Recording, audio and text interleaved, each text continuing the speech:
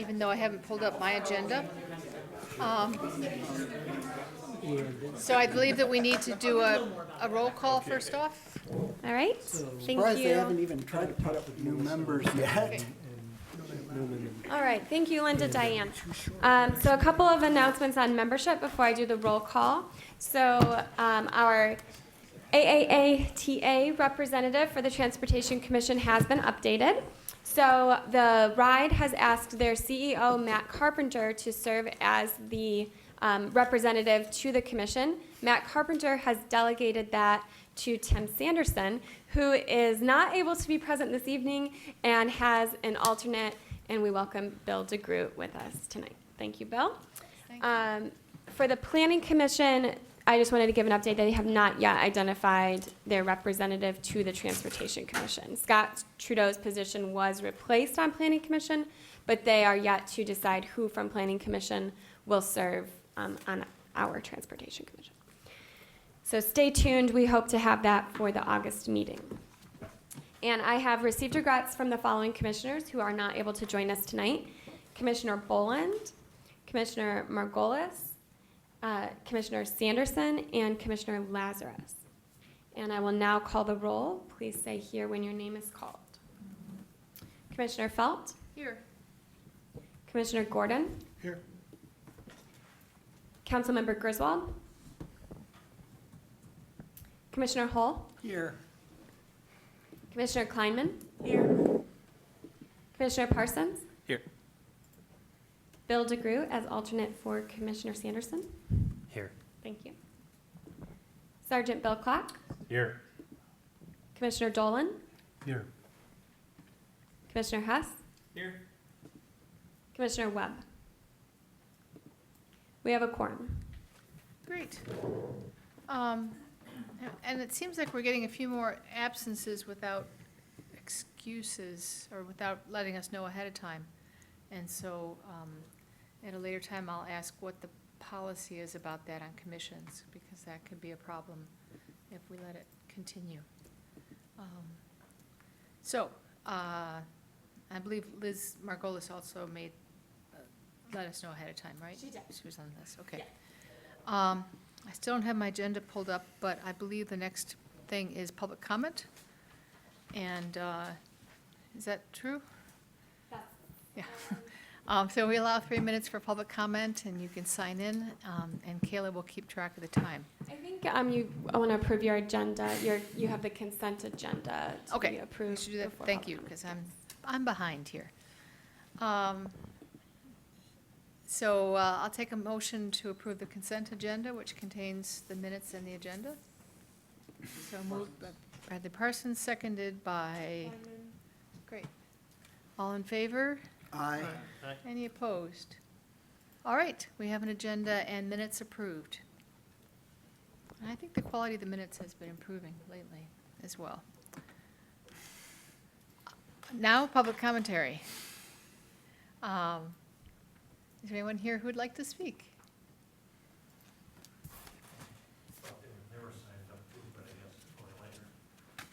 You can go first. My name is Clark Chernetsky, and there are a couple different issues I'd like to mention to you. One is that tomorrow evening, the Regional Transit Authority is having a public meeting at 6 o'clock at the Traverwood Library to discuss transportation in Southeast Michigan. The Traverwood redo is on your list of things tonight, and a couple things. One, as I mentioned before, the steep grade where the parking is at the library. It's difficult for people to walk up, especially walk down that, and this change would make that much easier.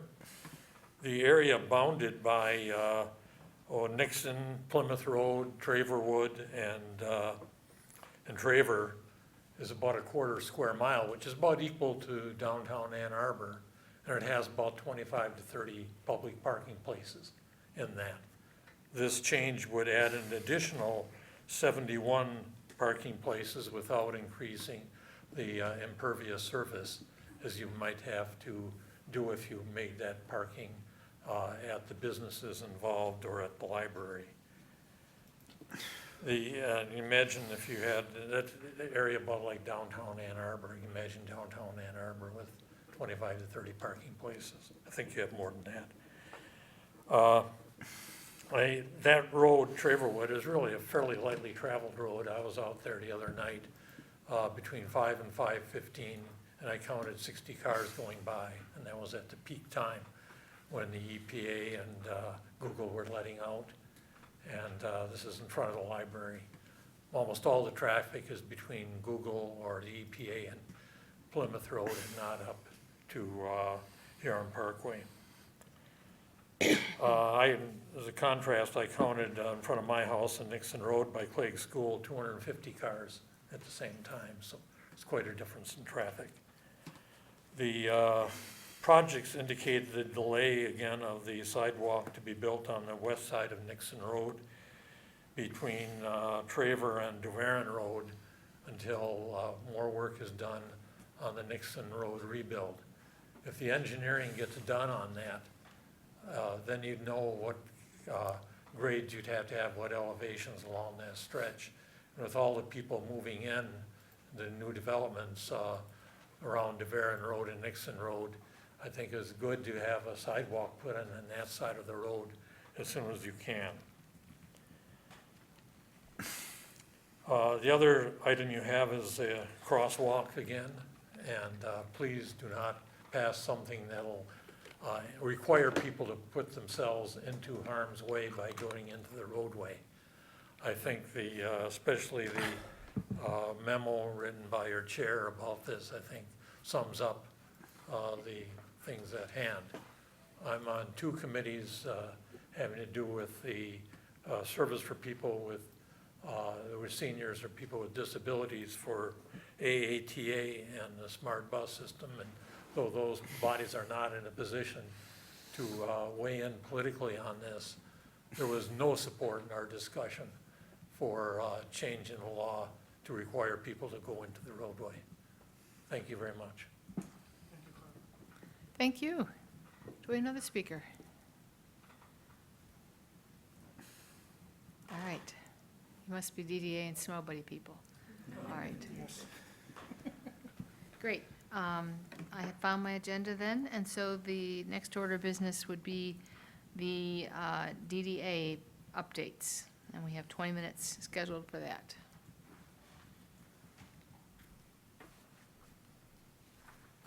Thank you so much for making time for us tonight. Let me get this Absolutely. set up here. My name is Amber Miller. I oversee the capital projects at the DDA. And tonight we want to talk to you about 3 of the 6 E's as it relates to our People-Friendly Streets projects. So engineering, evaluation, and education. For our 5th Avenue and Detroit Street project, we want to share an update with you on a stop compliance study we did at the new crosswalks on 5th Avenue. And then for our protected bikeways, we'd like to give you an update on our education and outreach efforts. As you're aware, we have a range of goals for our People-Friendly Streets projects in order to improve downtown and the community as a whole. And we've placed a significant emphasis on improving safety, specifically a commitment to Vision Zero, prioritizing human lives above all other considerations. And we're taking on a number of projects to help achieve these goals. And with these projects, we recognize that we're introducing new elements to the community, and we want to make sure that we get them right and that they're achieving the goals that we have set for them. So an important part of that is doing evaluation. So we'll be doing evaluation for all of our projects, beginning with our 5th Avenue project, which is what we want to talk about tonight. When we started the design process for that project, we heard a lot of concerns about safety, specifically with Community High School and the farmers market nearby. Some of the concerns we heard was that there were too few crossings or it wasn't clear where you should be crossing. We also heard that there was too much space given over to the roadway and not enough to the sidewalks. And concerns about the double threat where one lane of traffic would stop for you and the other would not. So we wanted to make sure that we addressed these in our design. We've installed 3 highly visible crosswalks located where people are naturally crossing. And we've also installed a median to help slow cars and provide a safe place to wait in the case of a double threat. And with that, I'm going to turn it over to Oliver Kiley to talk about the evaluation. Great, thank you. Just wanted to, here's the mic, talk through just a few of the technical aspects of this as part of the evaluation that Amber had mentioned. When we went through the design process for this project, there was a complete traffic analysis that was done, including things like collecting pedestrian counts and mapping out where pedestrians were crossing, and it was all over the place in the corridor. And one of the things that we captured that's really important was how many times was a pedestrian trying to cross the street and a car actually stopped for them. And so we collected that data back in May of 2006. This is when, importantly, when community high school was in session. Our construction for this began in May, began in 2018. And then in June of this year, so just last month, shortly before community high school got out of session, we went back and did kind of the first pass of post-construction monitoring as well. So again, we looked at the same things of kind of collecting pedestrian counts. We actually set up videos. You'll see those in a second. Some snippets of those so you can start to see how driver behavior changed. And we measured that stop compliance again. And then once the project is totally complete and it's had, we've had a period of time with no construction interruptions for people to get settled into their regular rhythms, we're going to go out for a third round of testing to kind of round out the evaluation on this. So with that, I want to play a few snippets, just a video. So this was obviously before construction. So some of the things you can see, there's people, it's a little hard to see, but there's a couple people queued here on the side of the road and lots of cars. If you've been through here before, pretty typical. There was a case where, these guys stopped and the other car in the other lane just kept rolling through. One of the issues that you get a lot of times is, drivers might not want to stop because they feel like a bunch of people are behind them and won't stop. So if you can create kind of a slower moving street environment through the physical design that it gets everybody already going slower, then the stop compliance is a lot better. So again, more examples of people near the crosswalk here and cars just blasting through. So you basically had to sit there and wait for a gap in traffic or for the light on Kingsley Street to stop to create that break so that you could get across the road. A few different snippets that this cuts to. So collected a lot of video evidence sort of showing all of the very same kinds of things. And again, people queued up waiting for those breaks in cars for people to go through. And I think you'll see there's one more snippet coming up as well.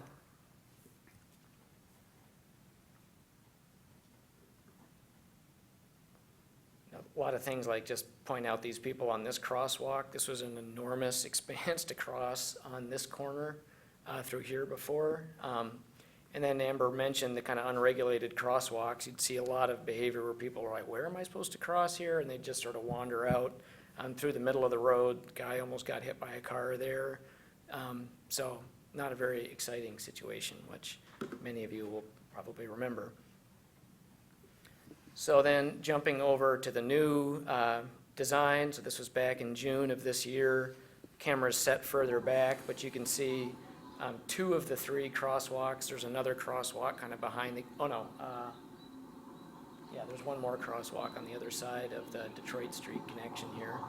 But again, cars tend to go a little bit slower as they're coming through here, or they're getting into the rhythm of starting to brake as they go kind of deviate and shift around that median, which starts to help with crossing. I'll jump ahead just a second or two here.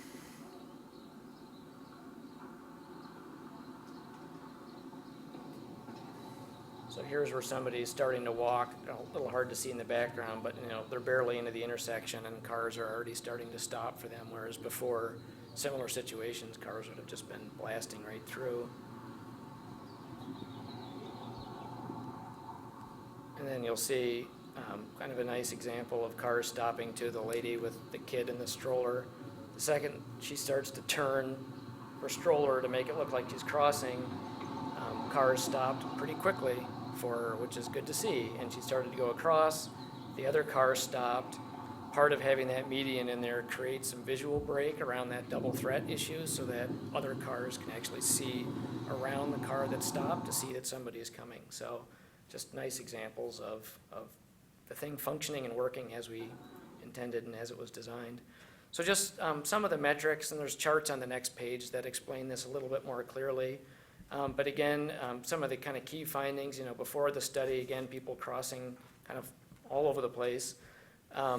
We did look at, as we were assessing the individual crossing incidences, how many times was there actually a vehicle there when people were trying to cross, because we're really interested in zeroing in on when a vehicle was present, are those vehicles stopping?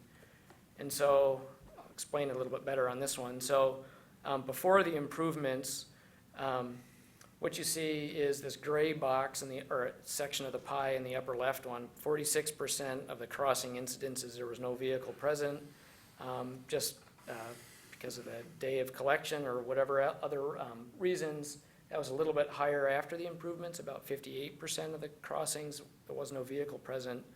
But if you take these slices, the blue and the orange, and kind of look at just those, so crossings when a vehicle was present, in the previous condition, it's about a 50-50 split. In fact, just a little bit more of the time, cars were not stopping for pedestrians at all. And we observed that to go down to about 3% of the time, cars were not stopping. So, 97% of the time, cars are actually stopping for pedestrians when they're trying to cross. So that, to us, was a pretty clear sign that this is working, that it made sense. It helped manage the speed of cars and manage the pedestrian safety. So just a couple quick next step items on the 5th in Detroit. This project is wrapping up. There's a few quality things we're looking at in terms of the bricks. Last of those were laid today. And then there's some additional bike parking that's getting layered into this project. And then, as we mentioned, we'll be coming back later on this fall when school is back in session and the streets had a few months to be open and operating, to do another round of this assessment as well. So with that, I'm going to turn it over to Maura Thompson at the DDA to talk about some of the engagement. Everybody, excuse me. I'm Maura Thompson. I'm the communications manager at the DDA, and I am here tonight to walk you through our outreach efforts for the William Street Bikeway. So switching gears a little bit here. So as far as our outreach objectives go, we basically have two main objectives. The first is to build awareness of Ann Arbor's first protected bike lane. And then the second is to educate on the new elements of the road and rules of the road. So we launched into this in January, and basically we started with a multitude of social media posts. From that, we garnered some pretty good press. We had a few stories on MLive. We had a story on Concentrate. We had a story on All About Ann Arbor. A local realtor did a blog, and then we had, we made it on 107.1 Morning News. We had a few radio interviews on some other stations. We had some coverage on Nextdoor, and Ann Arbor Family Magazine also did a story. Back in April, we installed about 40 lamppost banners on Main Street from Mosley to Huron. Hopefully you've seen some of those. In May, we launched our interior bus advertising in 30 AATA buses. In June, we had an ad in the Ann Arbor Observer, and then in July, we added pedicab advertising. At the same time, this spring, DDA staff attended and participated in a number of local community events. And we really found these events to be incredibly successful because not only did they allow us to build awareness, they actually allowed us to also start educating. So we talked to, between all of the events, we talked to hundreds of people, and we were able to talk about what you're going to see on William Street, what is going to be different, talking about timeline, and so it was a great opportunity for us. We will be at Ann Arbor Pride on August 3rd.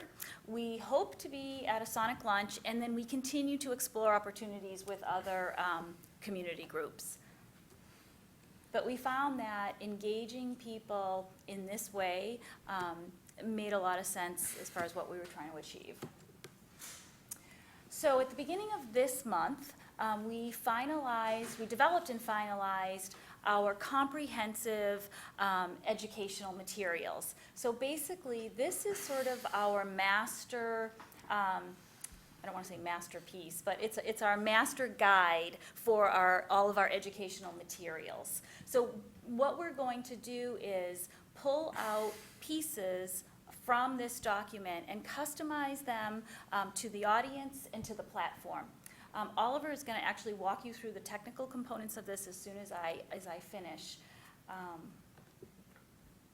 So we started our education.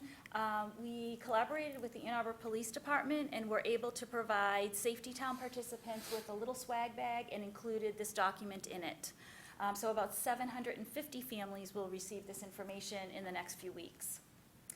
In August, we will launch our first education-based ad in the Ann Arbor Observer. So as you can see, as I mentioned earlier, we're pulling out elements of that master document and tweaking them to our platform. So we're starting really simple. We just pulled out what's it going to look like. What's this two-way bike lane going to look like on William Street? So that will be in the August edition of the Observer. And then along William Street, we are going to be also in August installing 4 pretty significantly sized signs. They're 72 by 48. They will be on William Street. There are 4 surface parking lots, and we're going to use the real estate there to have these signs. And basically, the sign will be that comprehensive document. And we anticipate those signs staying up through construction and probably through maybe the first year of the bike lane implementation. So this way the community has a resource kind of on site that you can take a look at that whenever you walk by William Street and start to digest that information. So our approach to education is multifaceted. We are looking to reach people in any way that we can. Our audience is everybody. So I'm not going to read you this entire list. I would welcome any suggestions after you go through it. But I would like to point out just a few things. First and foremost, we believe that partnering with other community organizations is really the cornerstone of our educational effort. In order to distribute these materials as widely as we can, we need to collaborate with our partners. And then just a few other highlights. We will be running on-screen ads at both the Michigan and State Theater. We're planning on doing some public radio sponsorship. We are going to be in some church bulletins. We've actually already been in a couple of church bulletins. We would like to have this material at a lot of the local bike shops. We will be consulting with the City of Ann Arbor's Community Engagement Toolkit to make sure that we are covering all bases. And then finally, all of our educational resources will live on our People Friendly Streets website, which is our website that is dedicated to these projects. And we're planning on having a grand opening depending on what time of year we finish. So for next steps, we recognize that education is an ongoing commitment. So everything we have done thus far in 2019, and we will continue to do this year, we will be repeating in 2020. We will be making the event circuit again next year. So we know that we have to keep at this. But as far as our short-term next steps, right now we are in the process of developing those individual educational pieces. We continue to work with community partners to explore opportunities of ways we can work together. And then finally, I would just like to mention that our educational materials will actually transition once the bike lane is up and running. Because right now we have to use graphics, and actually we're going to be pulling videos from other communities to explain things like our turn boxes and different things that we don't have here. But once we are up and running, we will actually be able to do that on site. So we look forward to that. And now I'm going to hand it back to Oliver. Thank you very much. This is a multimedia extravaganza tonight. But they're just passing out some copies of this, and we can certainly answer questions about it. I don't want to read through the whole thing, but just want to highlight a couple of the things that are kind of in this document. The first kind of A, B, and C items on the bottom left, those are just kind of highlighting some of the physical infrastructure pieces, like what is the two-way bikeway, what's in the buffer, how are the intersection approaches and intersection zone defined. But D, E, and F are really critical from kind of a user behavior standpoint, and those are some of the key ones that is really important from an educational standpoint as well. So one of those, D, is this notion that the bikes use the pedestrian signal as their cue of when to advance through the intersection. And so there's guidance on there, stop when the red light is up, you can go when the walk sign is active. And so there will be, the design actually will have physical signs out there immediately next to where the bikes would be stopping at an intersection, and then also on the far side of the intersection. So that's an important user behavior piece. Item E on there is the two-stage turn cue. And this is a very new thing I don't think these are anywhere in the city of Ann Arbor right now. But that provides kind of an overview shot and just some bullet points of how you're supposed to use those to make left turns in two sequences where you can proceed safely through the intersection in kind of two stages. And then point F is really towards the driver behavior. And so all of the intersections, all of the signalized intersections where the bikeway is, will be signed on all approaches as no turn on red. Those are things that were modeled in the traffic assessment and traffic evaluation. It was modeled with that assumption in mind. And that's because, for very good reasons, you might have people waiting in those queue boxes for the signals to change, and you don't want cars turning across those on a right turn situation. And then it's kind of a smaller element of it that I'll just mention too on the right side of the page. The two-way protected bikeway ends at William and First Street. It continues further on William to the west for a few blocks as kind of an advisory bike lane treatment, which is also a newer element for the city of Ann Arbor. So there's some guidance and kind of language around that as well, and what that advisory bike lane is and how those work. So with that, we're happy to take any questions. Any of us can come back up here and help answer those that you may have. Questions? Yeah. So, I think it's a great amenity for the city. I think it's a really cool idea, with one exception. And at the end, where it dead ends into State Street, Right. did you receive any feedback about the safety of the curb cut on the sidewalk on State Street, along State Street, number of pedestrians that would be walking perpendicular to the way the bikes travel? Yes. So that has been a very extensive conversation around how that crossing point's designed. That was another location that we got video footage to, obviously not in the post-construction because it's not open yet. But one of the things that you see in the current condition is that there are quite a few cyclists on William Street today. And essentially what they're doing is coming across State Street and jockeying for position with pedestrians to go up the pedestrian ramps and get onto campus. So that right there is kind of already sort of a problematic area. So part of the design was to actually create a designated area for the bikes to be able to cross and not be trying to weave into pedestrian traffic when they're going across the crosswalk. And then you probably have seen that those curbs and things are all poured out there. I think that was poured last week, all the concrete work. There's a bunch of other elements that'll go into that crossing though. There's gonna be a series of bollards on the kind of sidewalk side of that ramp that start to act a little bit as a gate to kind of slow cyclists down as they come in. There's signage that says bikes yield to pedestrians, and there's yield marks on the ground at the end of that point too. And then for pedestrians that are walking, part of why the design of that jutted out a little bit into the sidewalk is so that as pedestrians are looking down, they see that sort of obstruction in their walking path and that they know that something is coming up. And then there's also signage that's going to be in those little curb islands facing the pedestrian approaches. There's kind of like a caution bike crossing sign too. So there's quite a bit that we're layering into that to make it very as visible and apparent and slow bikes down as they're coming into there. I think that'll be super helpful. Great. Are there other places in the city where you have bikeways that you direct bikes to pedestrian sidewalks? One that jumps out is the side path. I mean, there's a number of kind of side path conditions, right, where you have sort of a shared biking and pedestrian space. So like, for instance, the one that was built maybe, I don't know, 6 or 7 years ago on Washtenaw Ave, where I think there was no sidewalk there, and they built kind of a side path condition. You know, at the ends of that, it's, you know, normal sidewalk, and then that side path kind of begins, and that's sort of a transition into a mixing area. But can't think of others. Thank you.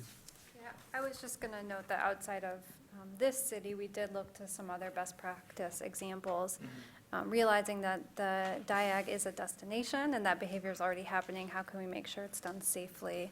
And so we looked at other communities that have protected bike lanes and bike lanes that connect to campus and looked to their designs and chose from what was working. Other questions? A couple small questions, but overall, thank you all so much for the work you're doing. I'm so enthused, I'm so enthused by this. The double threat treatment, I think, is fantastic. I don't know if you guys stole it from other areas or this is a brand-new design, but I think we can use it elsewhere. Double threat is a prime problem. There's been fatalities, especially up on Plymouth, for instance. Yep. Like, this seems like it could be a really important example that we could do elsewhere.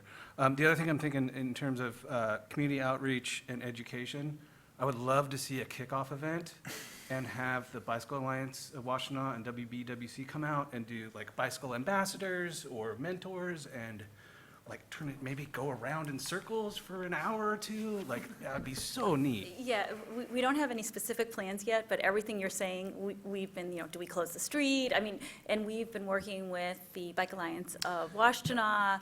We co-hosted the event at Bloom with them. Yeah, I know you're working with Nate Phipps a lot. Yeah. So, So we Keep doing it. share what you're feeling, and yeah, Awesome. we're doing something. That's great. That's great. I'm super enthused. Quick, small question-ish. The ped use signal, Yep. was there did you guys look at using a dedicated bicycle light? And what was the reason not to do that, like sort of the European model, and there's other cities that Sure. are doing this now? And then the other thing I'm just a little bit worried, because I know it's happened before, that a cyclist thinks if the light is flashing, don't walk, they still have plenty of time to get through, so they're gonna go through, whereas a pedestrian is legally supposed to stop. Yeah. So are there like at least countdowns on those cross signals? And, you know- Yes, so those signal heads will be, most of them already are countdown timers, and I think there's a couple that are gonna be adjusted and upgraded to become countdown timers. So that is a really important piece to be able to see and gauge, how much time you have. Also, on the signal adjustment side, once, there's the flashing red, then it goes red, and you have kind of the pedestrian signal being in a red state, and there's still a few seconds before the vehicles can go. So like if there's vehicles queued up to try and make like a left turn at the end of the signal, the pedestrian and bikes would all be completely stopped at that point for those last few seconds of the light signal. So that's one of the things that's built in to try and alleviate some of that concern. As far as your first question on the bikes use PED signal, that is a allowed treatment. Lots of other case studies. We can certainly share some examples of those that we looked at. That's kind of one of the accepted practices. A lot of it just depends on traffic volumes and how much turning counts there are. And this is within that range where that's an acceptable treatment. We don't have so many cars or so much turning that it kind of warrants a dedicated signal. That said, this is another thing from kind of a monitoring standpoint that we're going to continue to look at. And that's something that can be adjusted or discussed more in the future too, but it's something we'll be watching. Thank you very much. And Sure. again, I appreciate the thought and care that you guys took in putting this, and the outreach. It's really exciting. Great, thank you. Yes. I think that this is wonderful stuff for the community as well as for just mobility in general. So speaking for the agency a little bit, one of the things that I look at, especially given the pictogram here, showing that corner at Fifth. We'll have a lot of buses turning Yep. kind of right at that corner to come back into the transit center. And so making sure that that double left-hand turn pocket for the bicyclist is set back enough to where, you know, they feel safe Yep. with our 40-foot buses coming, you know, near them, I think is going to be important. And I would, you know, suggest that also as we look at the interaction at State Street as well. You know, I know that we're not planning on, we've been working with you for a long time about not having stops along this corridor, but that still will be an active, you know, busway for us Right. to access the transit center. So I just want to keep that on your to-do list, and as we continue to work together as agencies, I would love to make sure that when we get into the education part, and especially when we get into the testing part with a bunch of your groups that you're connected with, making sure that that double left at that intersection is something that is educated and understood and everything else, so people feel safe. Because Yeah. what we've found is the more that people feel safe, the better they're going to use Yeah. these types of absolutely. devices, but they're going to cheat where they don't. Yeah. And this is one of those areas, it's really high profile within the corridor, and let's try and help everybody be educated. Sounds good. I have just one question, comment, which is, it seems like from what you're saying, that a lot of these are new ideas to basically be tried out, and then you'll be doing some excellent evaluation of them, and possibly promoting them for other parts of the city, and trying them out in different ways. And so this is really a pilot project that has massive implications for further down the road, Right. quite literally. Is that an accurate assessment of what you're also doing or behind? I think so. Well, I would say it's a little more than a pilot because it's very well-informed design and it's based on best practice. Yes. But we do recognize that this is the first protected bike lane in the city of Ann Arbor. And so there's some learning curve to that. And so that's where the evaluation comes in, and we're prepared to make adjustments if needed.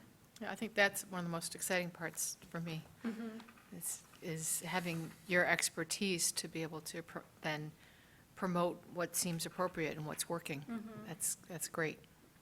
Every community is definitely has their own differences, and so it's, you know, it's important that we go through that observation process afterwards to really understand how it's gonna work best here. Any other urgent questions or? Medium? That'd be okay. It's curiosity. Go ahead. So, first of all, yeah, Detroit and Fifth are amazing now, and so thank you for all of the work you've done on that. It's incredible. I'm curious about if you've started to envision sort of once the William Bikeway is going and up and running and evaluated, the way that it might interact with a larger bike system in the downtown area. What streets are sort of being looked at for that? So our board actually, last week approved the final design for the First Street two-way protected bike lane. And that was a concept that this body signed off on some months ago. And we'd be happy to bring back an update. And then our board has also approved another round of funding for planning for more people-friendly streets projects, including protected bike lanes. So State Street is on our radar to continue that connection there. And then all of these projects have been very collaborative with the city transportation department. And so we're working with that team to decide what other streets we should be looking at with those planning dollars. Okay, thank you. Okay. Thank you very much. I appreciate your coming back. Thank you. Thank you all very much. And next, we have a presentation with Snow Buddy. Nice, hot day to talk about that. Well, it's never too soon to That's exactly consider. right. We're working on it year-round. Yes.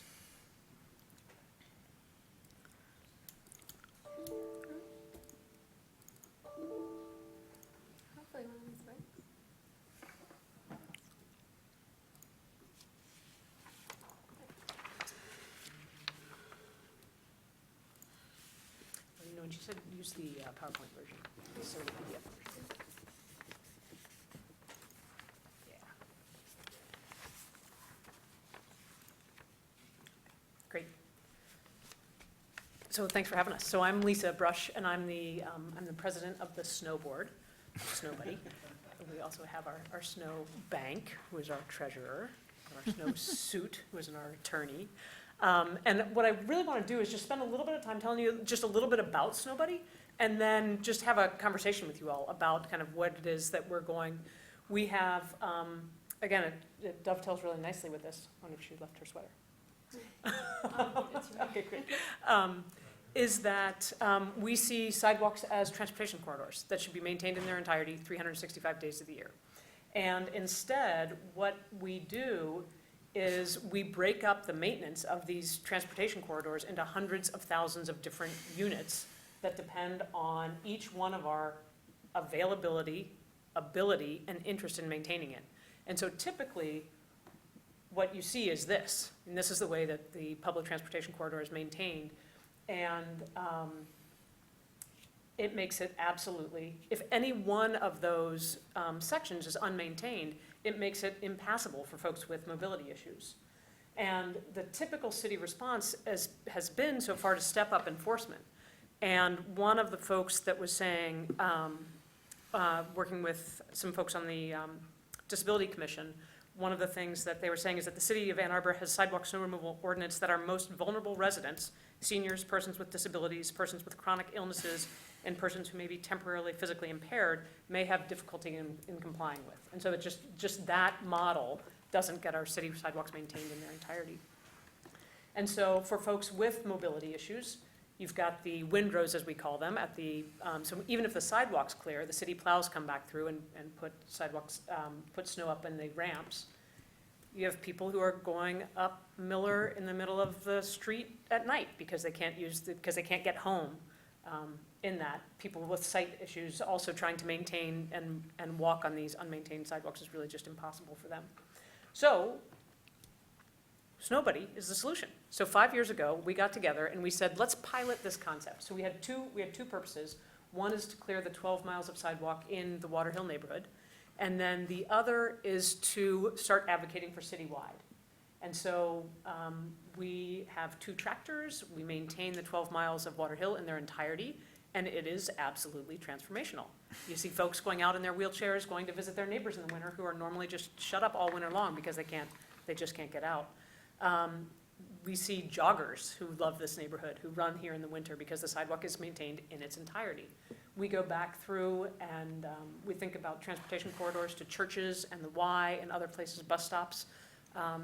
And we have now started to do the proof of concept. So we've been to visit Burlington, where they have a citywide winter sidewalk maintenance program. And the Burlington folks say nobody there complains about the cost, that everybody loves it. They had a mayor one time who wanted to reduce costs, and they decided that they were going to do only one side of the sidewalk, so not both sides of the street, and only do it at 3 inches. That person was voted out the next election. So every outgoing mayor tells the incoming mayor, don't touch sidewalk snow removal. And so we talked to them about all of the issues around it. So what we're doing right now is we are working on a solution. So what we're doing is we're putting together a report that'll come out this fall that will talk about what's the delivery model, how do we deliver it. So in the beginning, we looked a lot, we've talked to all kinds of different groups about this, and we looked at, is it a city program? Is it a public-private partnership? Can Snow Buddy be replicated? So it costs us about $30,000 to run the program. We collect about $30,000 from neighbors in 501c3 tax-deductible contributions. And we have a team of 11 to 17 volunteer drivers.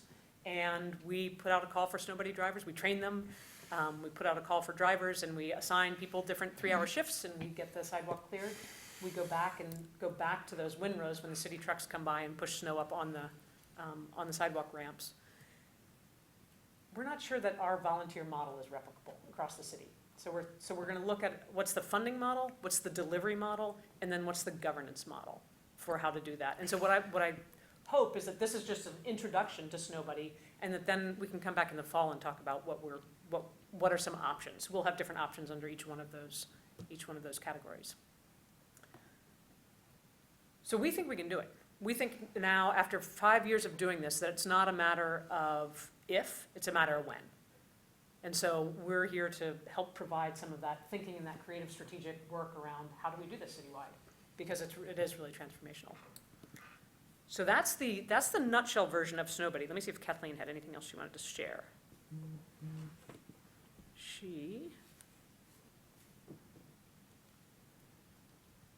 She also wanted to share that sidewalks clear from snow and ice not only benefit persons who use mobility aids or have difficulty ambulating through snow and ice, but creates a vibrant, welcoming community for all its residents to enjoy the ability to safely navigate the transportation corridor.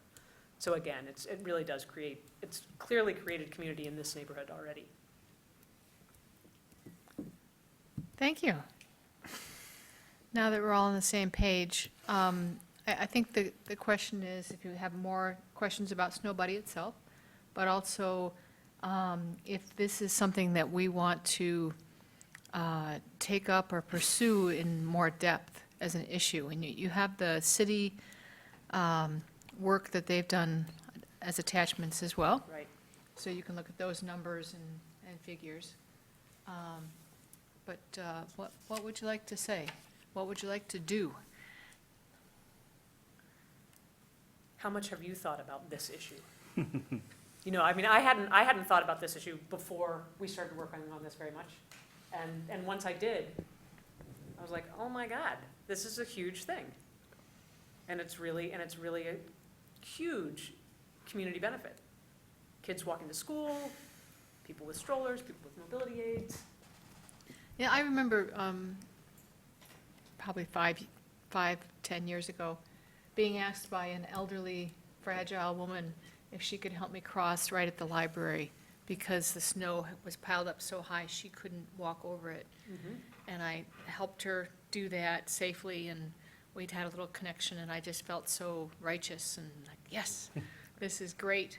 And it's intensely personal now that I am that person in so many ways, that if there is a step up like that now in at the end of the block, I can't leave the block. I can't make that step anymore myself. That my disability does not allow that. And I didn't plan on being disabled. I didn't plan on having heart failure. But this is absolutely, my life now of like, I just can't really go out in the wintertime because I can't even exercise, which is the only thing that's going to keep me alive. Right. So it's deeply, deeply personal. And this will be my, I was too ill the first year to go out. Last year, I just kind of went, this is crazy. And it can affect anyone at any time, you never know.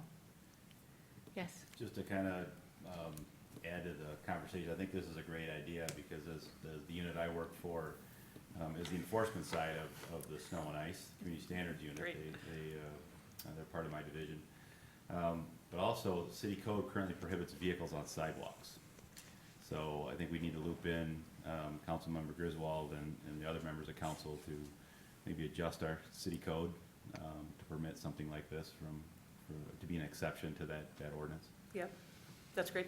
One of the other things, the other issues that we have, not only that, but there are also the obstructions. So that's the biggest single thing that, you hit a rock. You hit a New York Times newspaper with a snow blower and your equipment's down. And so in Burlington, where we went to visit, they also have an ordinance that everything has to be a foot back on each side of the sidewalk. And so I think ours is not that much. So that's a possibility, is promoting some of the ordinances that will positively support a Snow Buddy type concept, or even doing it physically. So I think that the phrase that hit home for me is sidewalks are transportation corridors. Right. And it's absolutely true. I know. We wouldn't ask residents to go out in the middle of the road and plow the street so cars can pass, and yet we do for often with sidewalks, obviously, but also bike lanes too. Right. And, I noticed the path that is being blown for pedestrians, it's about the same size as a bike lane. So I would urge that the city continues to work with Snow Buddies and try to figure out how do we wrap all of these various snow-related things that we have to figure out with these transportation corridors, and maybe come up with Right. some sort of a solution. Just a quick question or thought, I don't know, I've helped run bicycle co-ops that are all volunteer. Cool. And it's really fun, it's really funky, and Absolutely. there's that vibe about it. Absolutely. It's really cool, it's also really hard to sustain. If it goes to a city entity, are you guys gonna be sad to see it go? You know what I mean? I do know Yeah. what you mean. So it'll be interesting. Right, might we say we actually want to operate Snow Buddy in this neighborhood? So this neighborhood's taken care of, we've got the funding model, we've got the delivery model? Or will we say, boy, that was a great run and we're happy to have it Sure. taken over? Yeah. Yeah, but no, we all love it. Okay. We all, yeah, we've got a great, the drivers have a great bond, we all feel like, it's just so pleasing to see that sidewalk maintained like that. Yeah, That's great, thank yeah, you. but we definitely have that vibe about it, yeah. So on a personal level, I was so excited when I first heard about Snow Buddy. I don't live anywhere near you, Mhm. but I often commute to Mhm. work in the winter, Yeah. over a mile, and it's horrendous. And Right. I invested in yak tracks, and I would see click fixing everyone, and I developed a sense of real vindictiveness towards my neighbors who weren't clearing their snow, even if they had a very good reason not to. Mhm. So I think, on a personal level, I'm like, yeah, can the city please Right, clear all the snow? yeah. Some concerns that start to come up as I think more deeply. One is that the city is maybe not the greatest at clearing the roads. I know. And so handing over responsibility for the sidewalks as well makes me wonder, I think What that's that's- probably not the right solution. I think Burlington's solution is probably not right for us here. Yeah, and so we'll think of a couple different delivery models.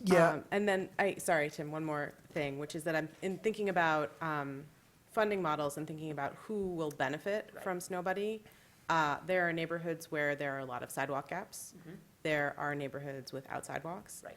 And those people, depending on the funding model that we use, are going to be paying for a service they don't have Benefit. access to. Right, right.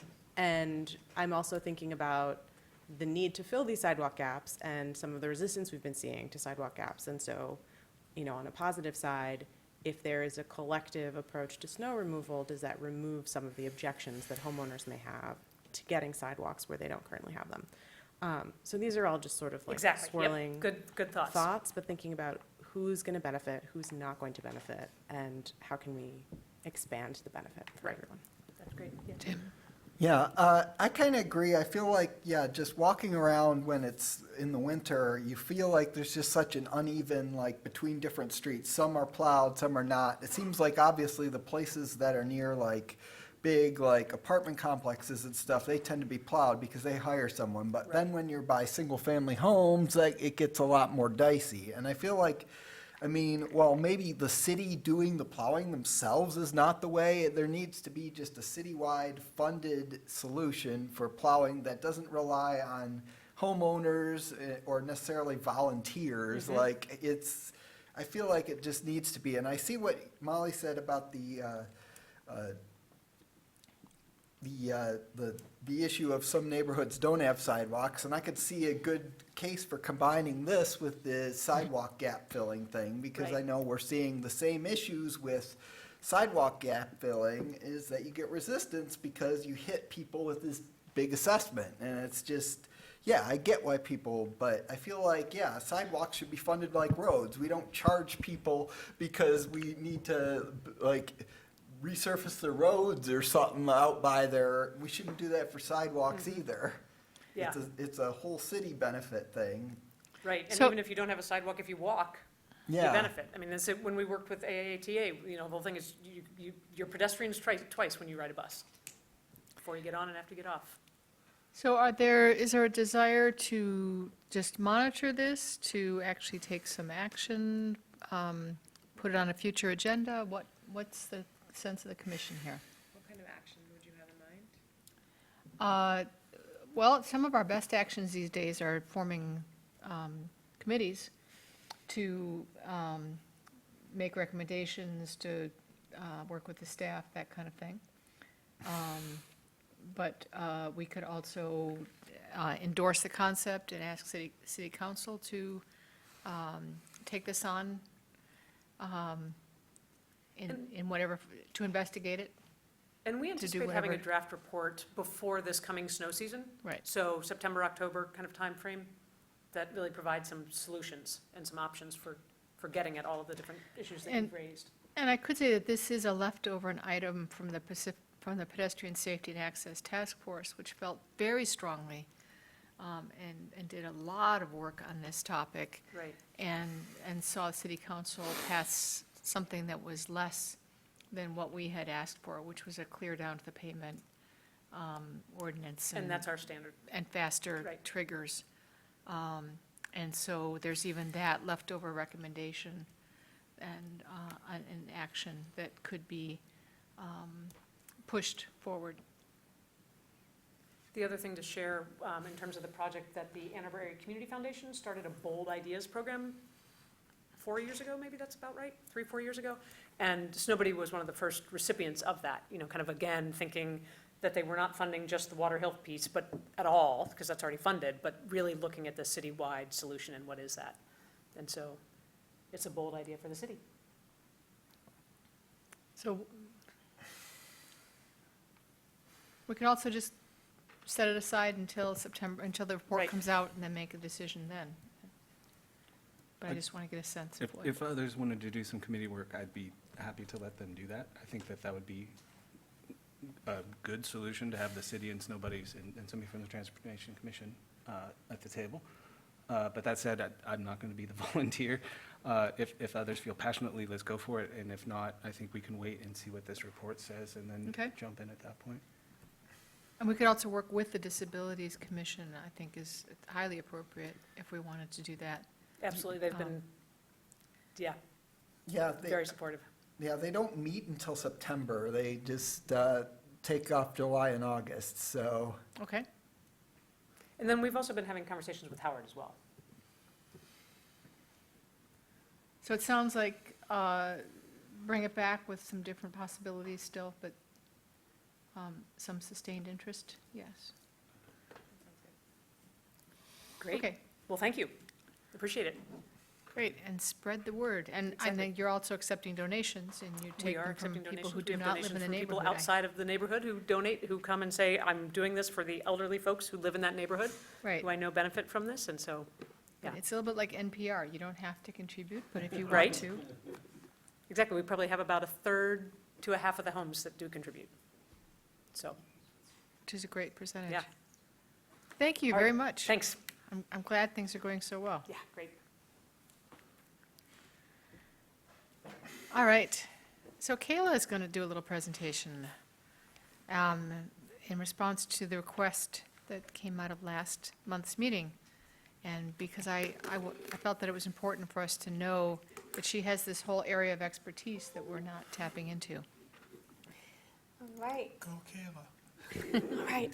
So I found, as I started to prepare this, I had a lot to say about community engagement. So I'm going to try to cover this quickly and not take more than my allocated 15 minutes.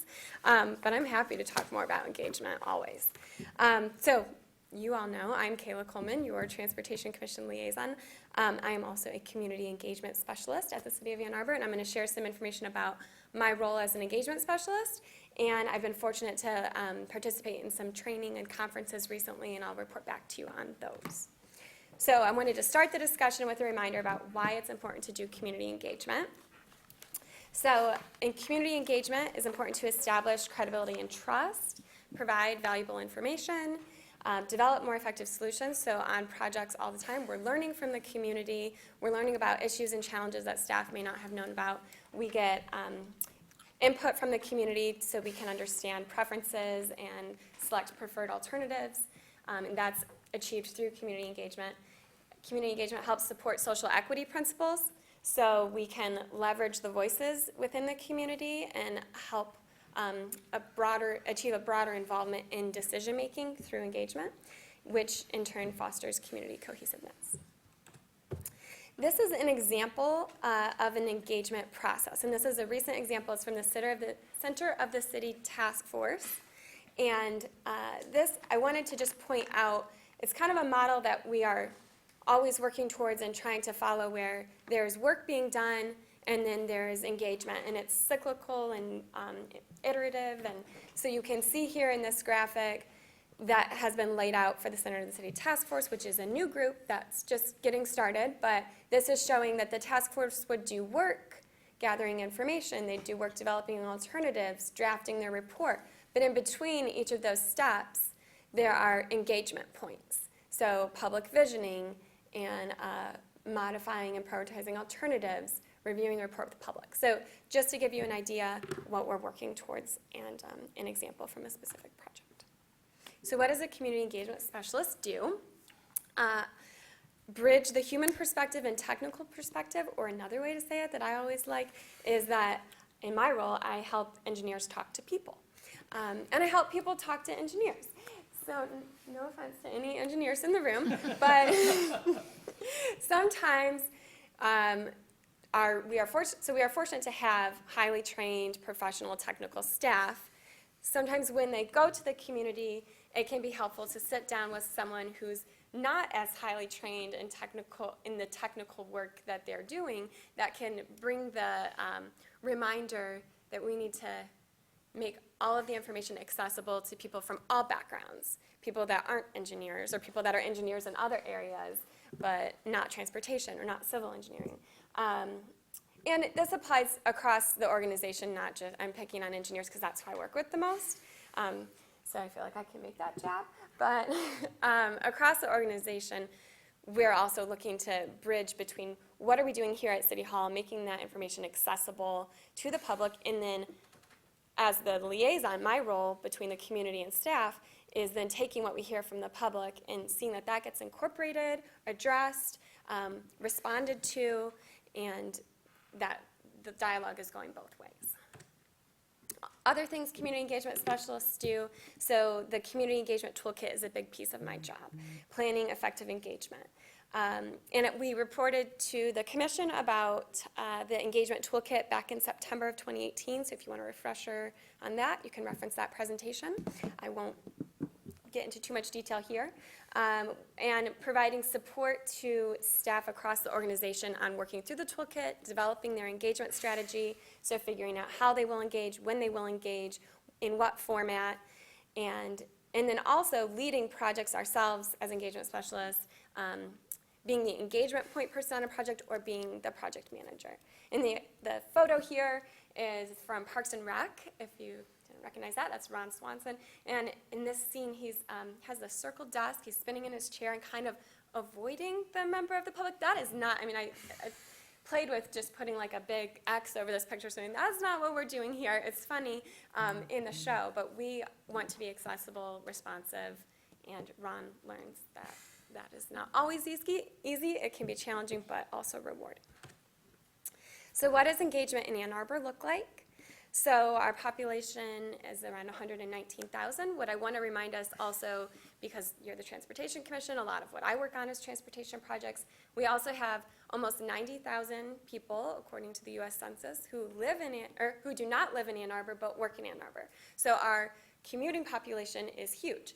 And that is also part of our audience when we're thinking of engagement. They use our transportation systems, and we're thinking about them when we're developing engagement strategies.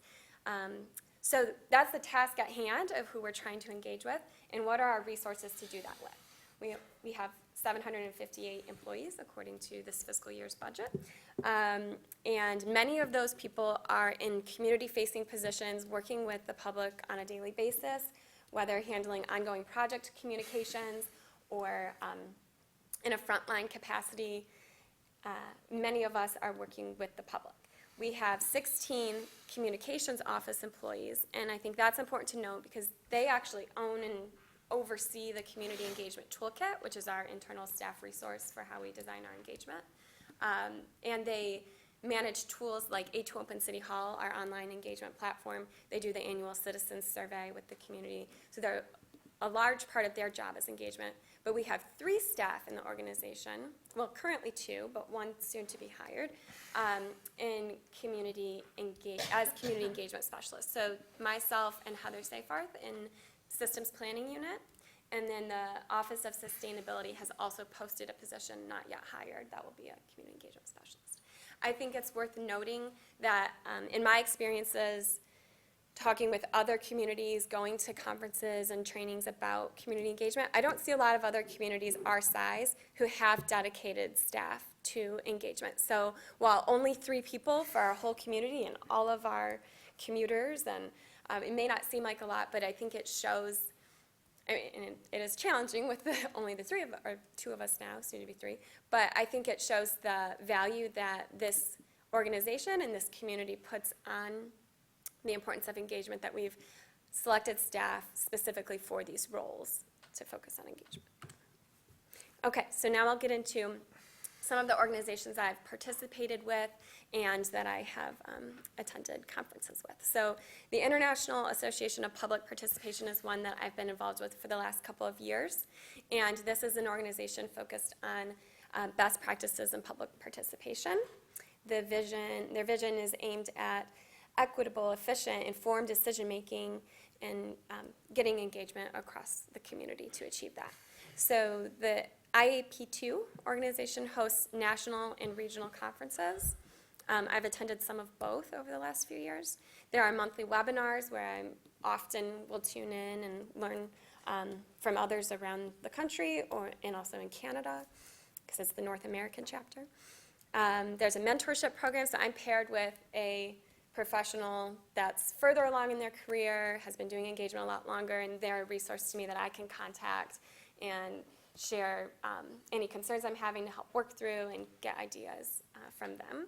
And I am the Midwest chapter co-secretary of for IAP2, so we have 2 of us, in case someone can't make a meeting, but I am one of the board members. And then just the peer network for IAP2, that you're then connected with all of the members across the organization. You can contact, search based on topic areas of what people are working on and make connections with people.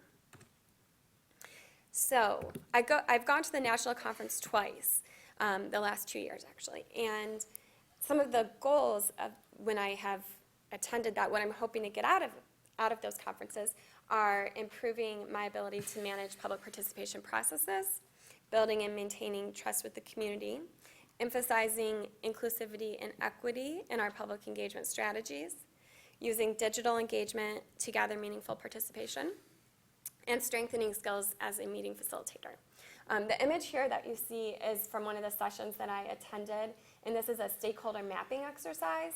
So this is a concept that was talking about how not only we go through a process here at the city where we identify all the potential stakeholders on a project, but this kind of takes it a step further and then maps all of the stakeholders. So each of those sticky notes has a different community stakeholder, and this was an interactive.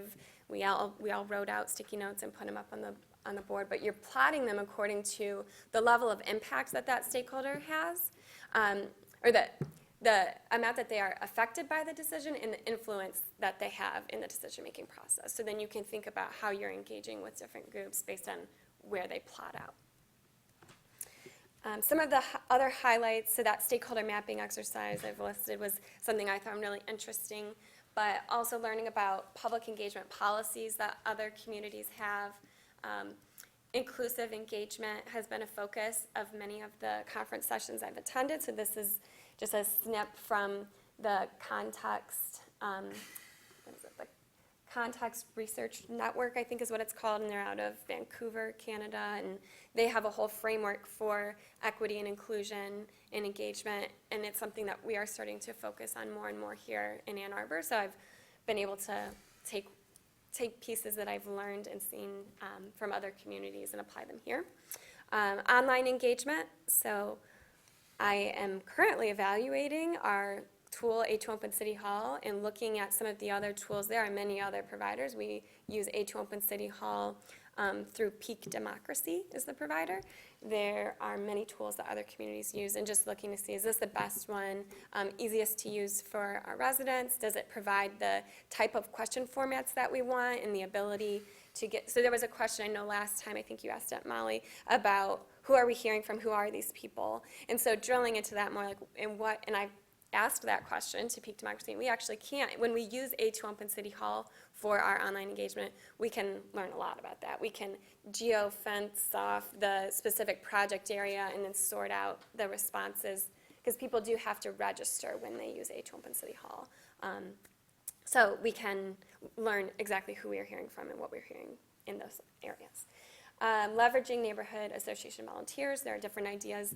I went to a session last year where Austin, Texas was talking about how they're using neighborhood association volunteers to serve as representatives that go into the community and actually hold their own public meetings. Staff prepare those neighborhood liaisons, and then they hold public meetings. So staff, it's better because there's a familiar face. They're part of that community, and it's also helping to achieve the reality that staff can't be in all of the places all of the time where we want to do engagement, and so putting those to use.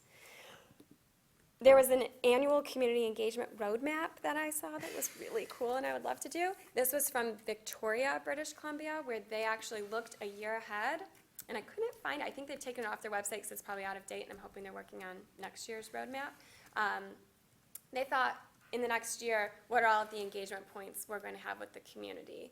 And then it was an infographic that showed when they're going to engage and on what topics, and mapped that out ahead of time. So people could budget their time. Where do they want to spend their valuable time engaging? Okay, I've got to pick up the pace. So the next two events that I'm going to share a little bit about is through the Urban Sustainability Directors Network.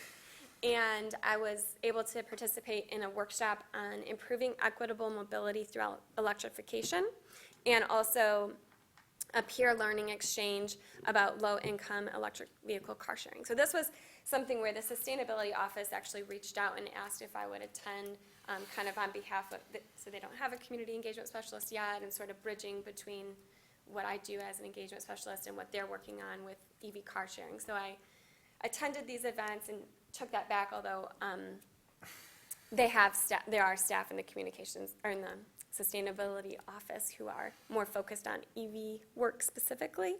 But some of the things that we were looking at the Equitable Mobility Through Electrification workshop was how to advance vehicle electrification, creating safe, clean, affordable, and accessible transportation systems, prioritizing mobility needs of people of color, low-income residents, and people with disabilities. So we have, luckily this is not Ann Arbor. We have our own transportation challenges, but we do not have traffic quite like this. But even still, there are benefits that we can achieve through getting people towards electric vehicle, and improving transportation accessibility for everyone was kind of a big focus, that not everyone can afford to buy their own car. And some people do not have access to the transportation that they need to get where they need to go. So what programs are out there that we could model after? And so there were examples, this one from Portland, Oregon, but there were examples across the country that were shared. I just dropped in one picture as an example. There's lots that we can learn from what other communities are doing on electric vehicle work. Some other things that I saw as we talked at this workshop about equitable mobility, so not just electric vehicles specifically, but just making sure that there was a lot of discussion about equality, equity, how have different communities been disadvantaged in the past by the decisions that government has made, and then what are we doing with our transportation programs today? Are we continuing to perpetuate that inequity, or how can we do things differently to provide people what they need? And some of the things we talked about engagement, and so this stakeholder mapping thing that I had seen at IAP2 showed up again here, so it was like reaffirming that maybe this is something we really need to be doing. But thinking really about how people are impacted and what influence they have. Cultural brokers was a concept I had never heard of that I learned at this workshop. And I know the general concept, I hadn't heard the term used, but it's the concept of building relationships with a community partner who then bridges between the city organization and that specific cultural group. And there are some communities that are actually paying cultural brokers, like that is their role, they're a paid position at the city, to go out and do that engagement on the city's behalf. And so I don't know if Ann Arbor is there yet, but we are looking at ways that how can we get, not just engage with the people who show up at our public meetings, but be much more intentional about reaching different cultural groups and building those relationships so that they feel comfortable coming and engaging, that we engage in formats that are inclusive, and that sort of thing. The next one, and the last piece of this for the workshops, is the USDN Peer Learning Exchange. That was about the Blue LA Low-Income Electric Vehicle Car Sharing Program. So this is a really cool program that LA has. There's actually Blue Indy in Indianapolis as well. And it's specifically targeted at disadvantaged communities to provide mobility options. So if you've used Maven or Zipcar, you're familiar with car sharing. This is specifically using electric vehicles. And it also, a difference with this program is that there's a tiered service model where the cost, there's an income qualification and the cost goes down for people who have a lower income. And that way, this is able to help meet their transportation needs. It's also a little different than Maven and Zipcar, where I think you need to always return the car to the same place you got it from. In this, there are charging locations around the city, and people can drop that car, take it to where they need to go, drop it off, and then find another one later on to get back home. But it kind of just expands the mobility options. And let's see, what else? So some of the highlights from that Peer Learning Exchange was just learning about all of the challenges that LA faced in installing their charging stations. So if we are going to do something like this in Ann Arbor, I've learned a lot more about what all went into that. But LA's motto was that if they could do it, then anywhere can, because nobody has this many departments to work with and complicated government systems. And they felt that it was very challenging, but achievable, and they were encouraging to others. There was a panel discussion, and I have an image of that on the next slide that I will show you. I'll jump ahead. So this panel discussion is actually people who use the Blue LA system, and then a group of us that were at the Peer Learning Exchange, we were there to ask them questions, and they were there to share their experiences, and it was a really nice interactive exchange. And it wasn't scripted in any way or prepared in advance. This guy that showed up late, it was funny because towards the end he was like, "So who are you guys? And why are you asking us all these questions about this car share?" But it was a nice format and a good way to learn about the program. Just jump back here for a minute. Oh, we talked about engagement at this workshop as well, and I learned about some different things that other communities are doing for equitable engagement. And one that I remember that I thought was really interesting was Santa Monica was talking about when they do translation services at a meeting, everybody wears headphones. They have it pre-recorded in different languages, and they're not singling people out and saying, "Do you speak Spanish? Here's a headphone set for you. We're going to go ahead and say everything in English, and you'll be identifiable. You'll feel excluded." That's not what they're doing. Some of the presentation is in different languages, it switches throughout different languages. They have translators there that are speaking in those languages, and everyone is wearing a headset that translates it all to their native language. So a nice way to be more inclusive. Wave car is a really interesting concept. I don't know if anyone has heard of that before, but this is a really innovative way to solve the transportation limitations, I guess. So this is a free car share program. It's up to a certain amount of time, but anyone can drive this car. The way that it's funded is through the advertisement. So you see that there's a screen on top, and that would display different advertisements and marketing, and it's those contracts that they have that are funding this program. But anybody can get in the car and drive, I mean, you make an account and sign up for it and all that, but it's sustaining itself on the marketing revenues, so it doesn't require any cost. So it then provides free transportation where people can drive around and get where they need to go. But it's also like a moving billboard, so do you want that in your community? You have to weigh the costs and benefits. Just some more images. I showed you this one. This is, we demoed and actually drove the Blue LA cars to see what they felt like. Just shots of the group and working on working at the exchange. So what are we doing in Ann Arbor? Last 2 slides, I think. We are making an effort to engage with people where they are. So doing more pop-up meetings, festivals, special events, instead of always saying, come to City Hall, come to this school or this library, but capitalizing on people where they're already meeting. More inclusive engagement formats. So open houses can be more welcoming because it's not that you have to stand up in front of an audience to make your comment. You can have a one-on-one conversation, and that's often less intimidating. So we are trialing more open houses in our engagement strategies and pairing online engagement.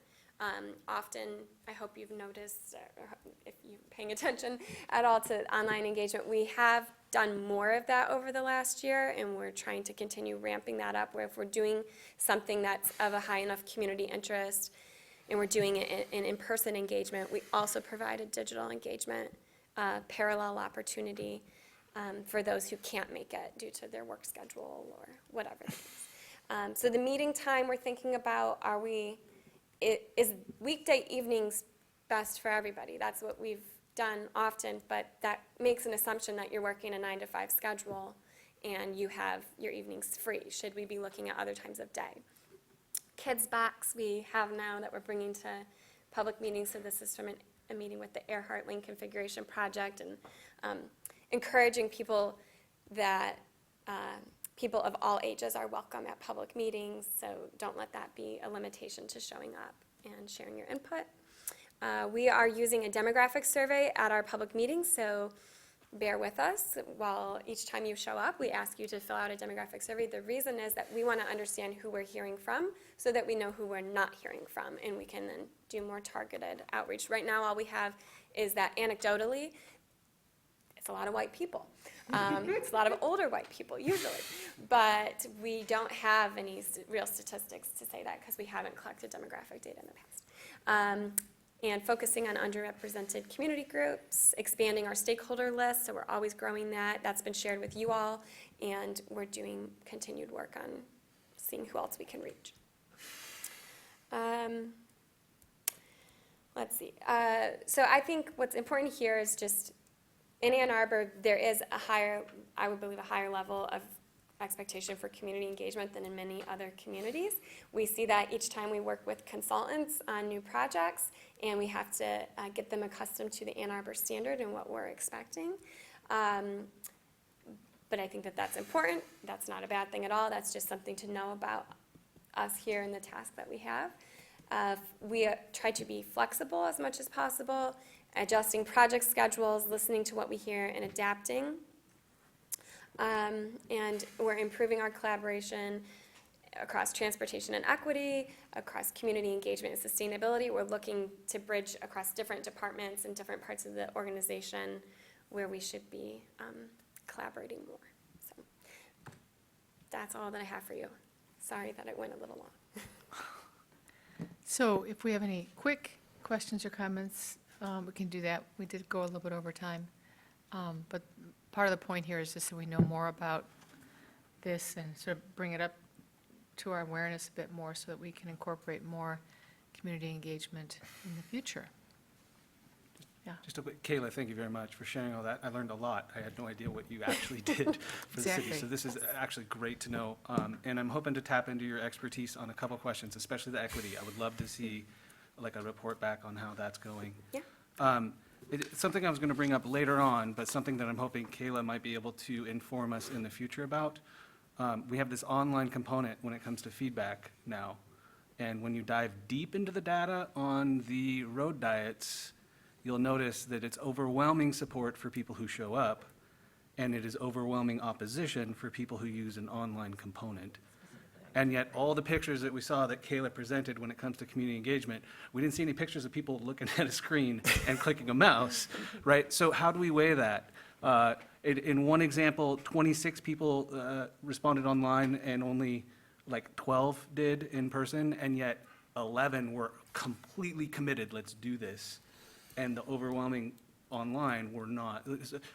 How does the city evaluate those?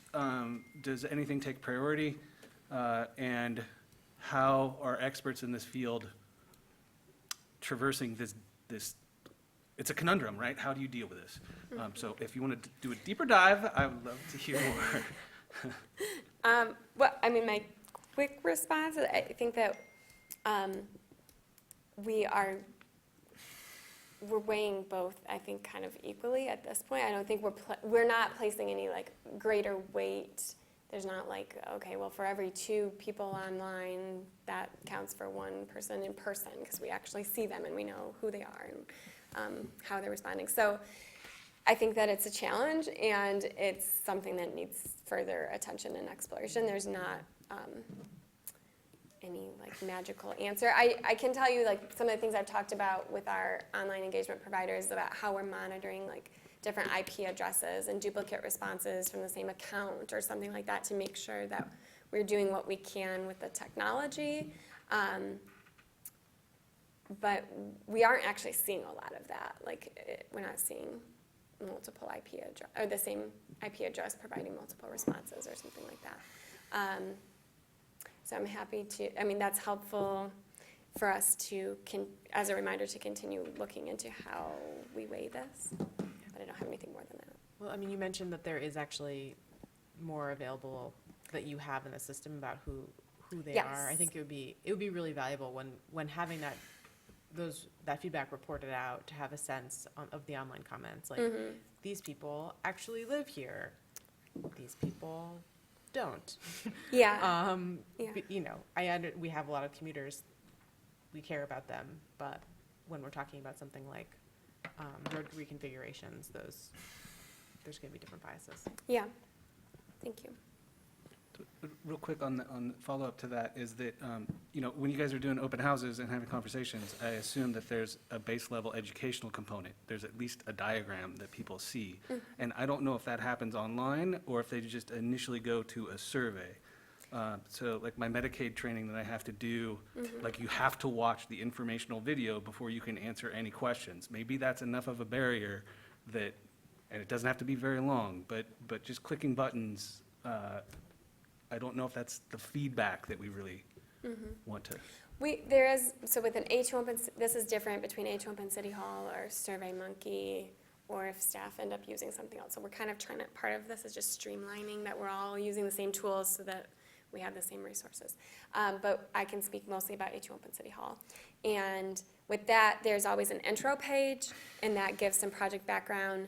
And then we do, when we're asking for input on like different alternatives, we put those diagrams in there so they're the same as what you see on an open house board. Sometimes we even link to click this to get to all the materials that were shared if there was a presentation at a public meeting or something.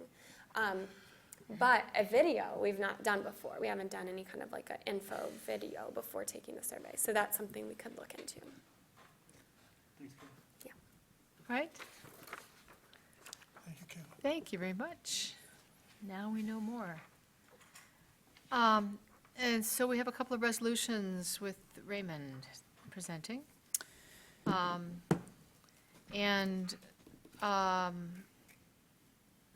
think we need to hear particularly any new information, and I don't have any sense of whether this will be easy and quick with the resolutions, or if there is a change, since we have essentially voted on this before.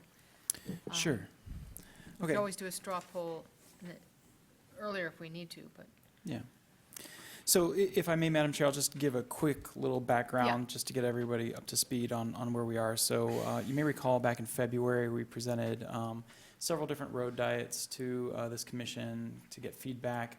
And we went back, did some additional homework, additional data collection, and then we brought back to you in May resolutions, draft resolutions that were to be presented to City Council for Earhart, Green, and Traverwood.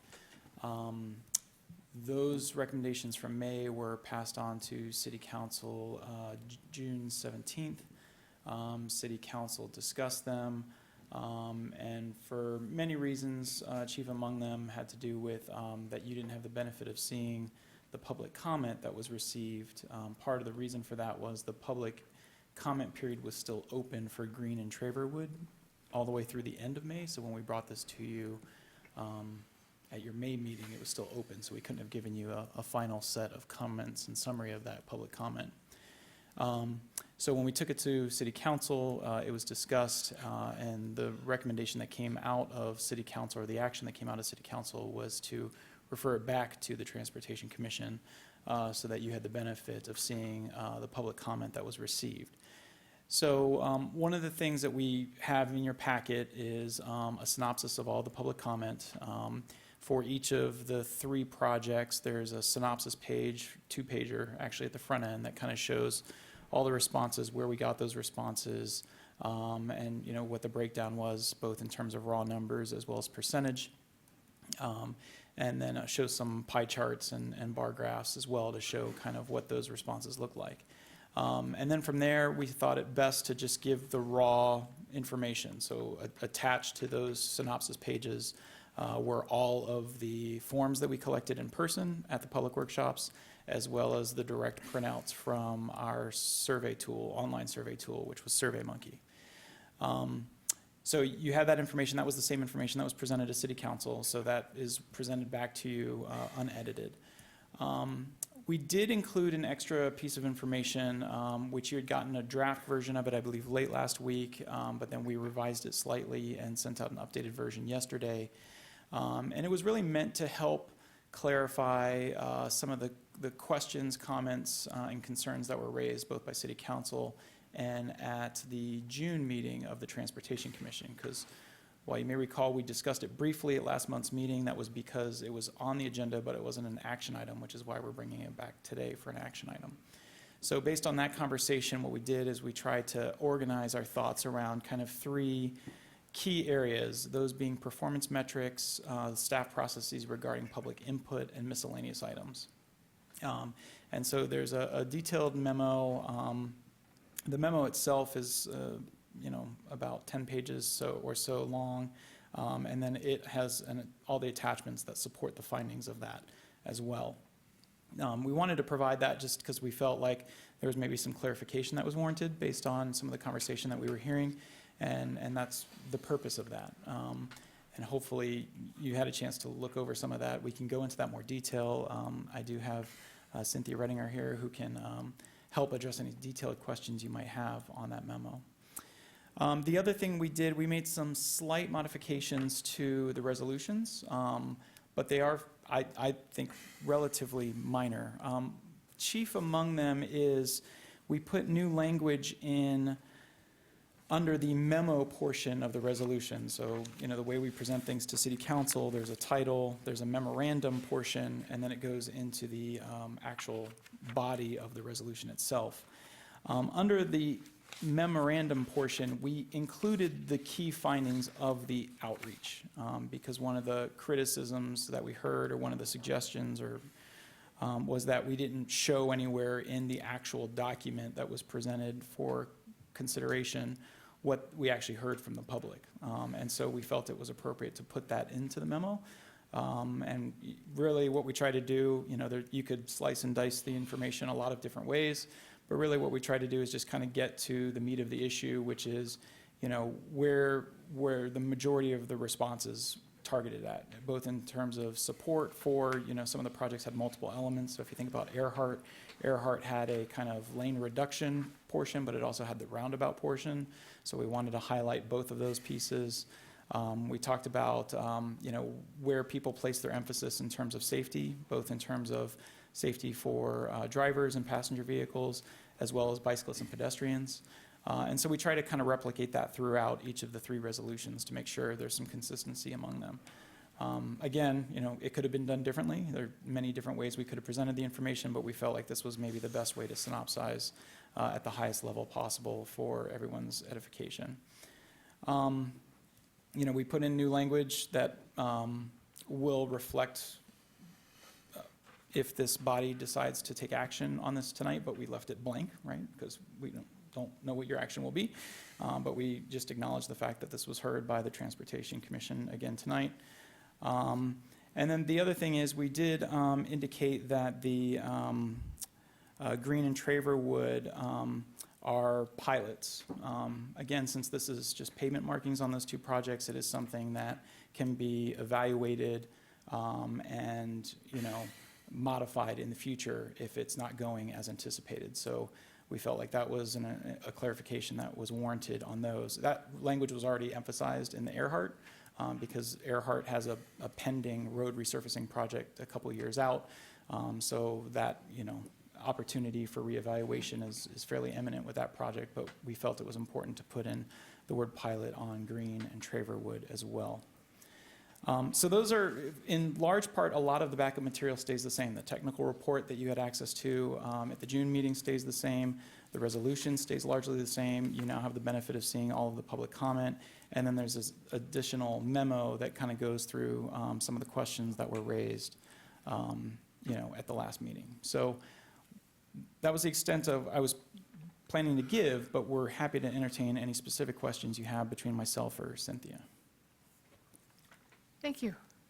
I think you summarized a complex issue well. So my question would be, first, if we have any need for questions. Okay.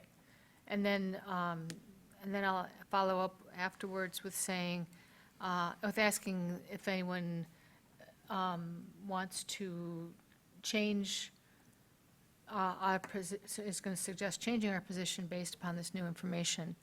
And I do have draft resolutions here that we can make a motion on if we are happy with the way, if we have not made a change. Sorry, it's getting later. But Tim, you had a question.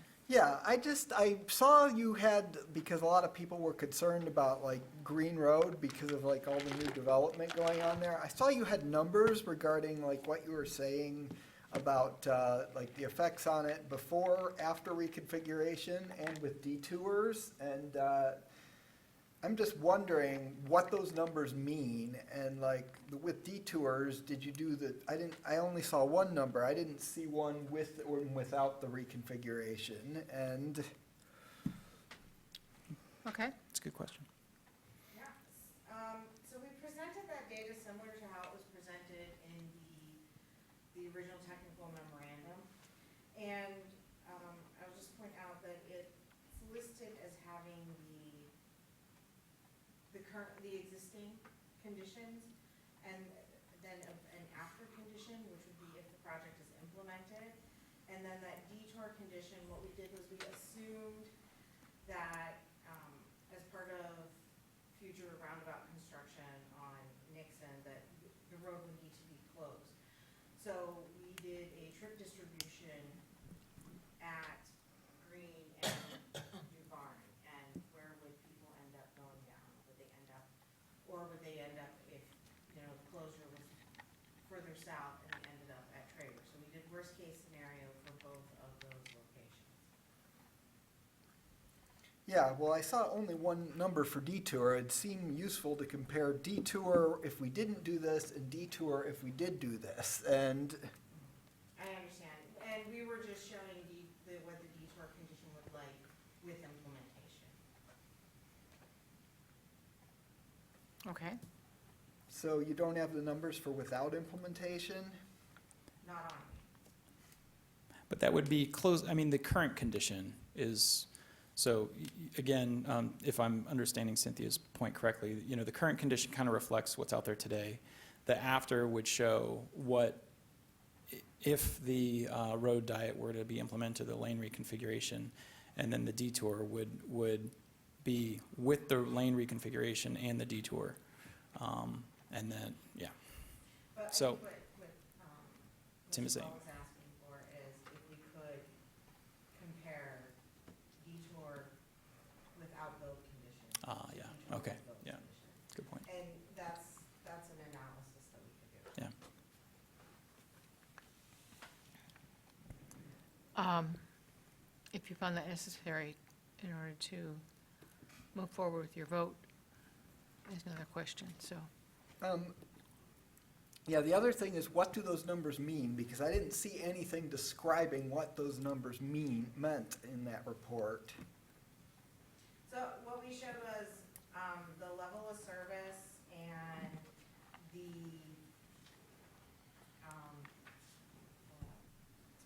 you have your level of service, which is a letter value. You can think of it as getting grades in school.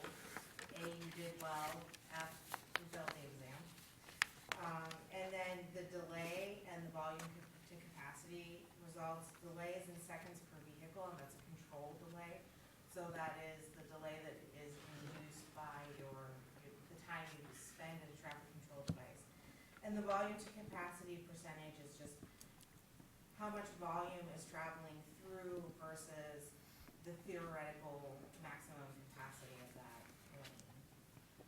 And those were the items that were specifically requested by council to be reported on when we are looking at lane configurations. Any other questions? A quick question. Well, I read a lot of the comments. Some of them are hard to read, which gets back to my whole issue about engagement. So a lot of them are very concerned about the amount of money, the incredible expense to do these configurations. And aren't we repaving anyway, so we're talking about paint? So I think that needs to be communicated very clearly to council. And that when you see these objections that say, like, stupid blank person, why spend all this money on this, right? I'm sorry, that's a comment that really shouldn't be taken to heart compared to someone who shows up in person and says, could you please make it safer for my family? You know what I mean? Like, I think that needs to come in some.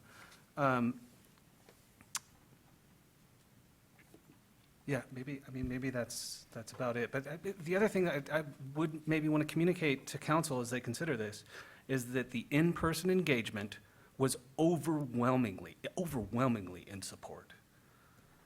And, you know, you can't just look at the raw figures. You can't just look at, this is polar opposites. This is really controversial. I don't know how controversial this actually was.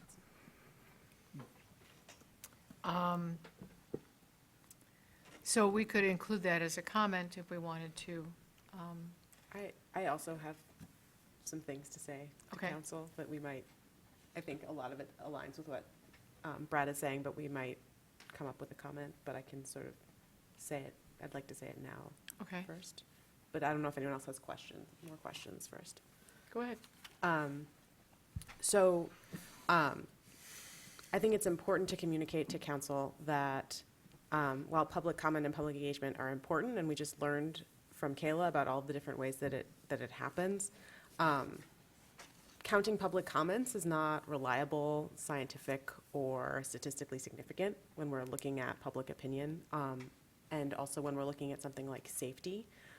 It's particularly a flawed system, and it can't be the only method that we use to determine whether or not to proceed with road reconfigurations. And that the message that we seemed to be getting from council was that we couldn't vote on these until we had received the public comments. And it's great, I read every comment, but I think we need to consider some other issues. So for example, on the Earhart configuration, I saw a lot of commenters who were neutral on bike lanes, but who were explicitly requesting a speed reduction. I saw people say things like, we don't need bike lanes, we just need to lower the speed limit and then enforce it, which reflects a complete lack of understanding of what road diets do and how effective they are at reducing speeds without enforcement.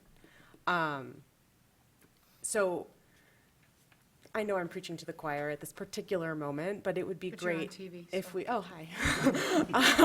It would be great if we could communicate some of that better to council, and when we're engaging in these kinds of public comments, to sort of really talk about the evidence that exists for why these configurations are going to achieve their stated goals, the public stated desire for safer crossings, for reduced speeds in their neighborhoods. And even so, most of the comments are in favor of these changes. Certainly for Earhart, Traver, as you mentioned, was very low response and about 50-50. But even Green as well. So, yeah, I see no problem in reaffirming the resolutions that we passed before, and I hope that's what we do.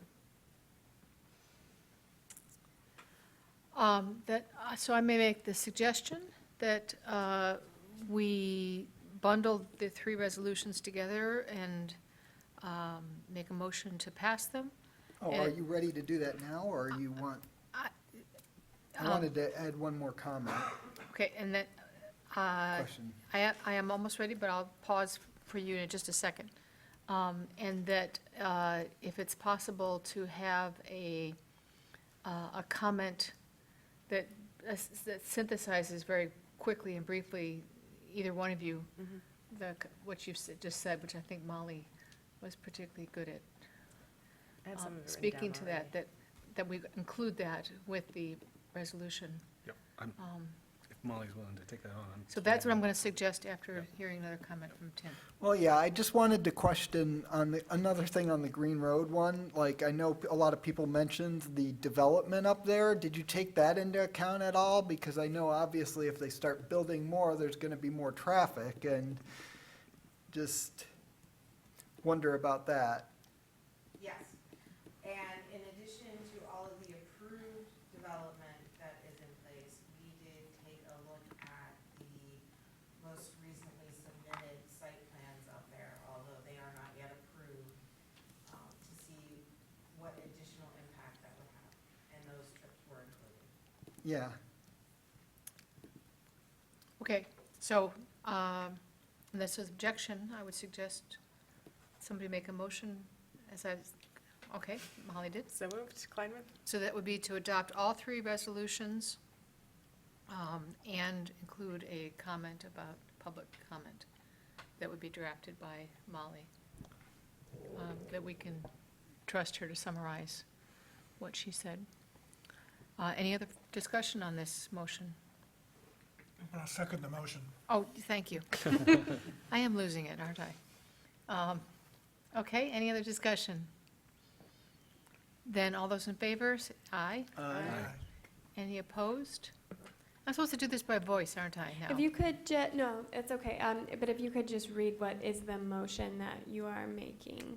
You're making a motion to recommend that city council, and then if you Okay. could complete that, just to.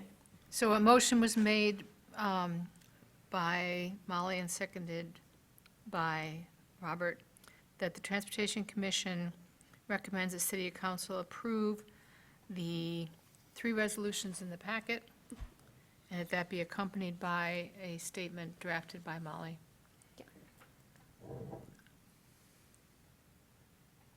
I think that's good.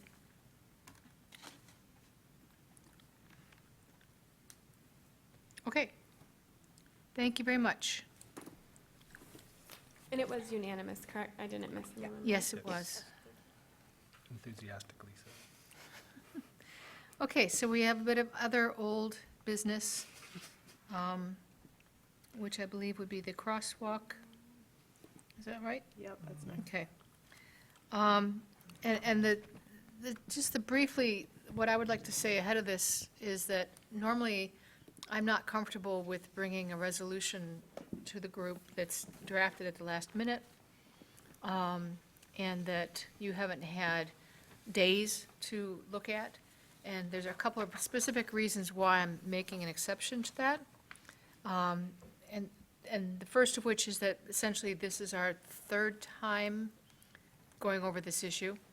And we did say last month that we wanted to bring it up this month. And everybody had a chance to participate as far as submitting comments and statements ahead of time, and there were 3 of us that did that, 4, actually.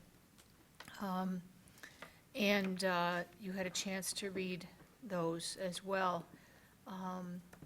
And so I felt that it was actually okay to go ahead and proceed with that tonight. But of course, if somebody objects, or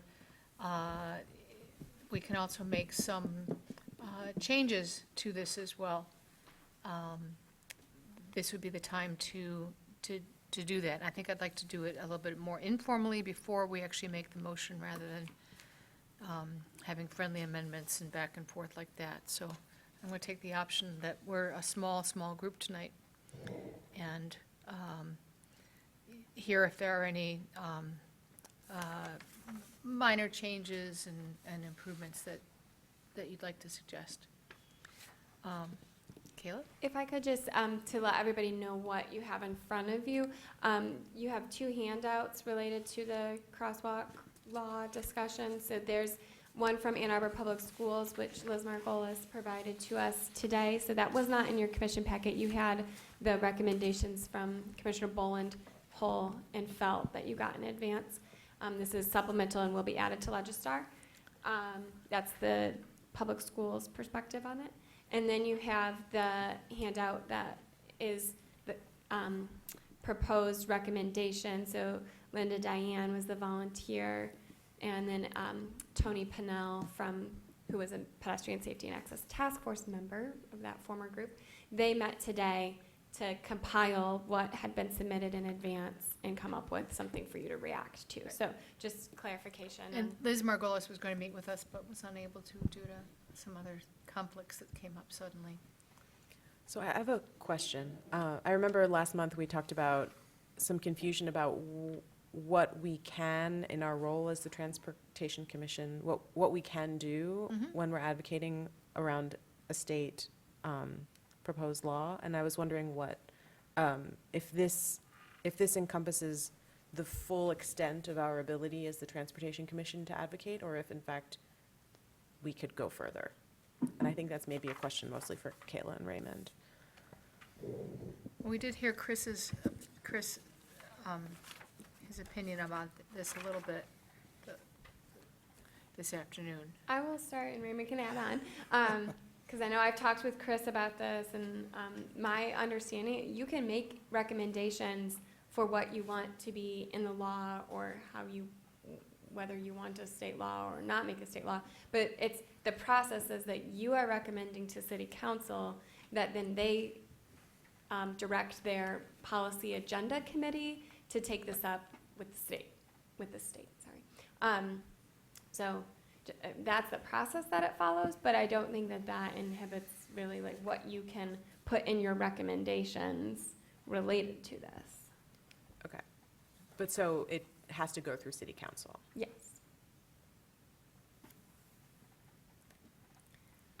I see a hand, yes.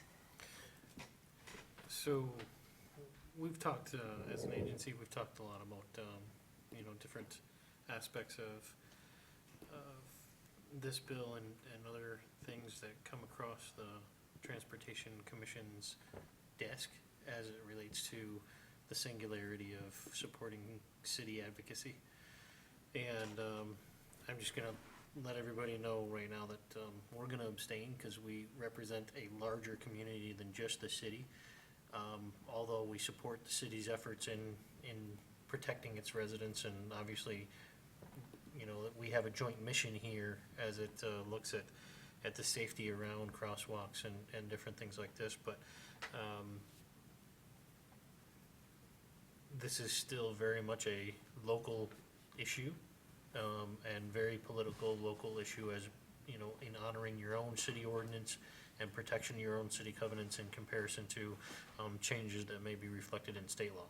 So with due respect, we're gonna take the position of abstaining in this particular discussion. I appreciate the explanation, yes.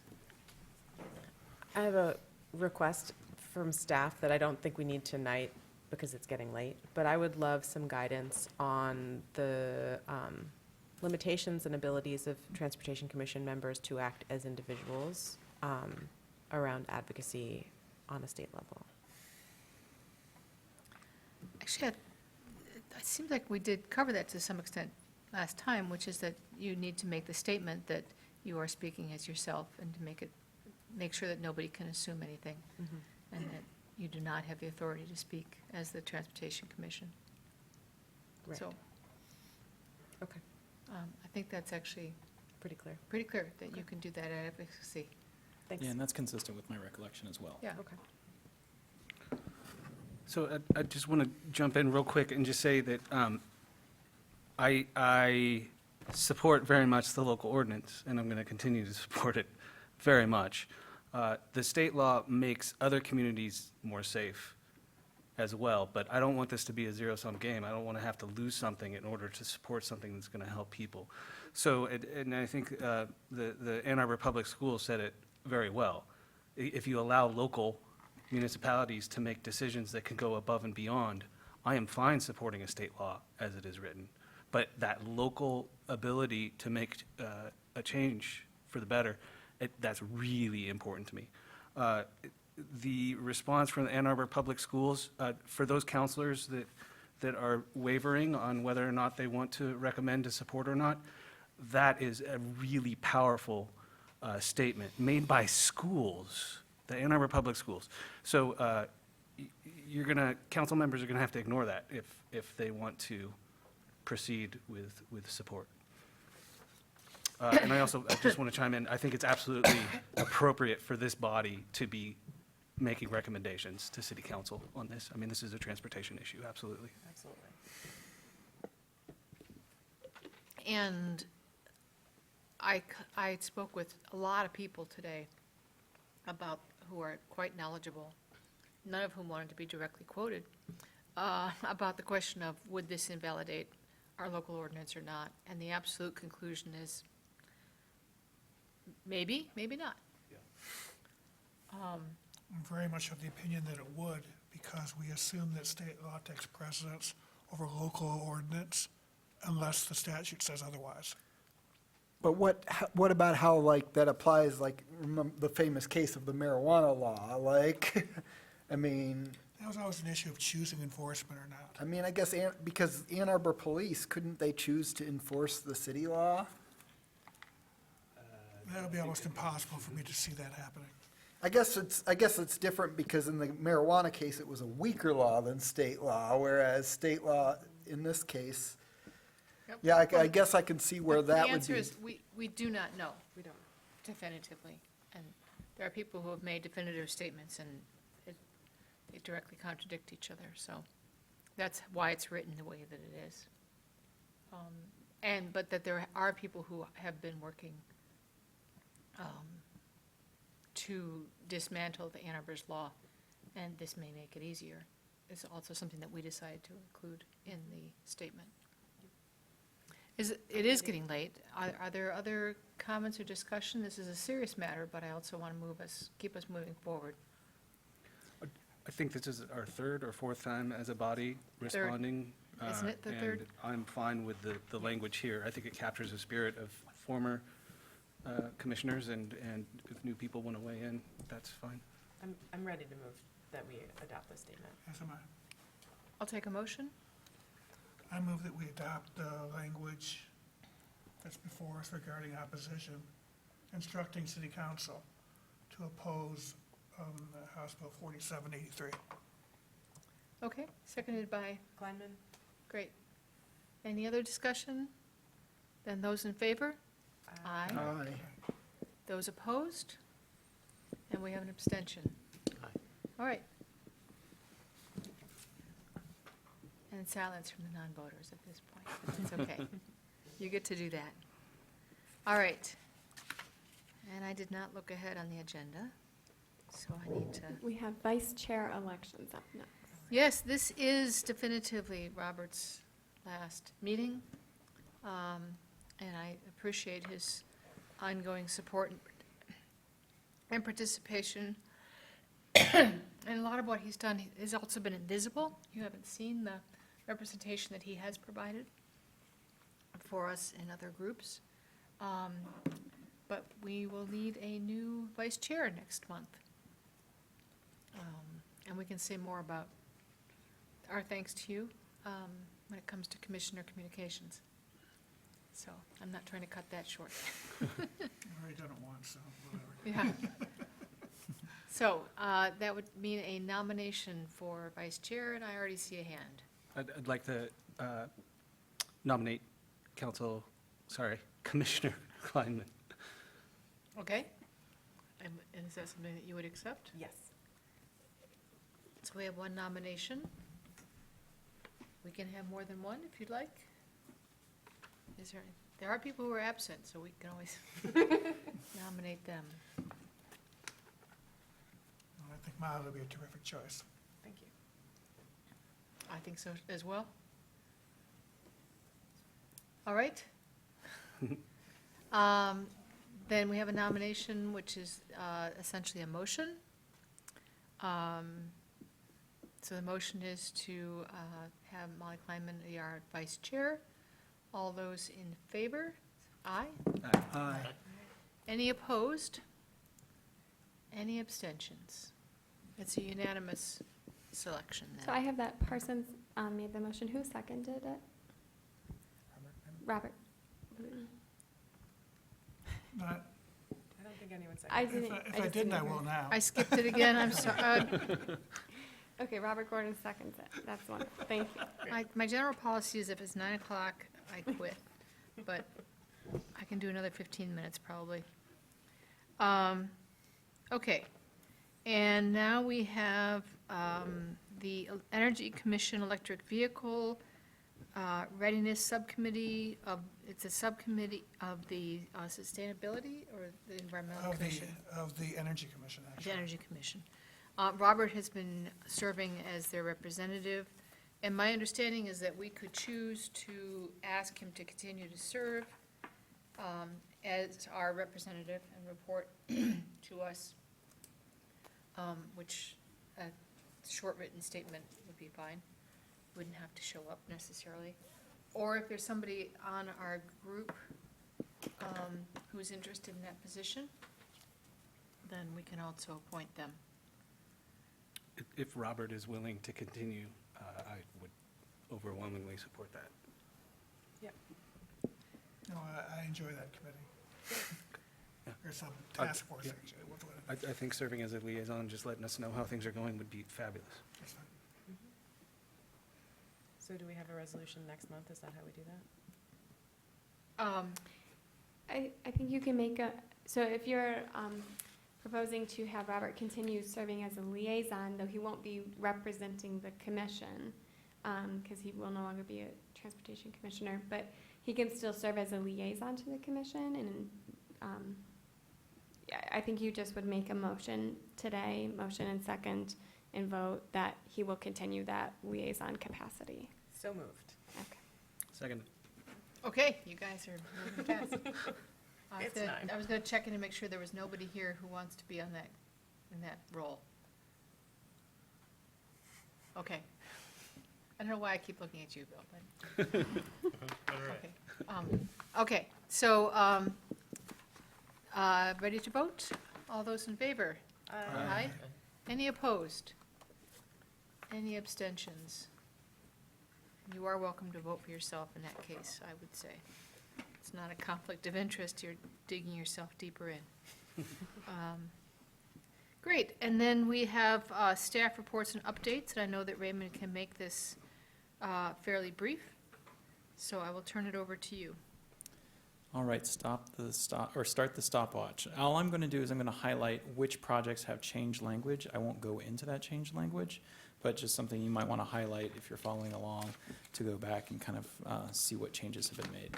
So on page 1, annual street resurfacing project has new language. Scioto Church, Main to 7th has new language.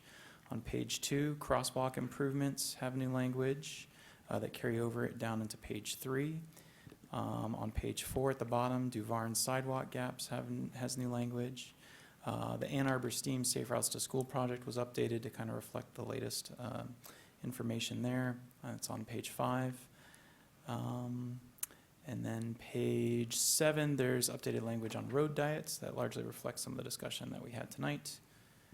And page 8, traffic calming program submittals, there's new language. Page 9, transportation plan update has new language. Page 10, speed reduction committee recommendations has updated language, and that's it. Yeah, That was brilliant. I told Kayla I was trying to do it under a minute.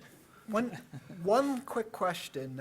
Did you get any update from MDOT on the Washtenaw and Pittsfield crosswalk? Because I saw some language that was like it was supposed to go this year, but I'm not sure how old that language is. No, my understanding is that project is still moving forward. So the latest that we had was you have to go through kind of a paper exercise with MDOT anytime you do something on their facilities, and so we've gotten kind of that paperwork in through them, and so the project is moving forward. So the city is doing it, it's just they have to work through MDOT? Yep. Okay, that's a little different than I thought. I thought MDOT was actually doing the project. Yeah, so on this one in particular, because the signals are normally we have a kind of agreement with MDOT to operate and maintain all the signals, even on the state trunk lines. But we still, anytime we make changes to those, we still need to go to MDOT to tell them what the changes are, and we need to get approval from them. And then sometimes those changes are funded by MDOT and designed by MDOT, sometimes they're done by us. And so this is a situation where, since it's just pretty much a ped head crossing over Washtenaw at Pittsfield, it was something that we were able to take the lead on. Okay, yeah, sorry I keep bringing this up. I know I first brought it up, I first really got into this like about 10 years ago. I was quoted on AnnArbor.com back in those days. So we're ahead of schedule by many times. All right, I got a quick, sorry, Raymond. We're having conversations, you haven't chimed in yet, but I think you've been out about the Sharrow placement. And Yes. North 7th, since it's on the project update, I might as well say it looks like that one is too close to the door zone as well. Okay. But we're going to continue on, I hope, that conversation Yeah. about moving those out further. Similar, Platte Road, surface looks great. Paint is like half done. Is there a timeline? Does weather impact? Does heat impact? Or is it just waiting for it?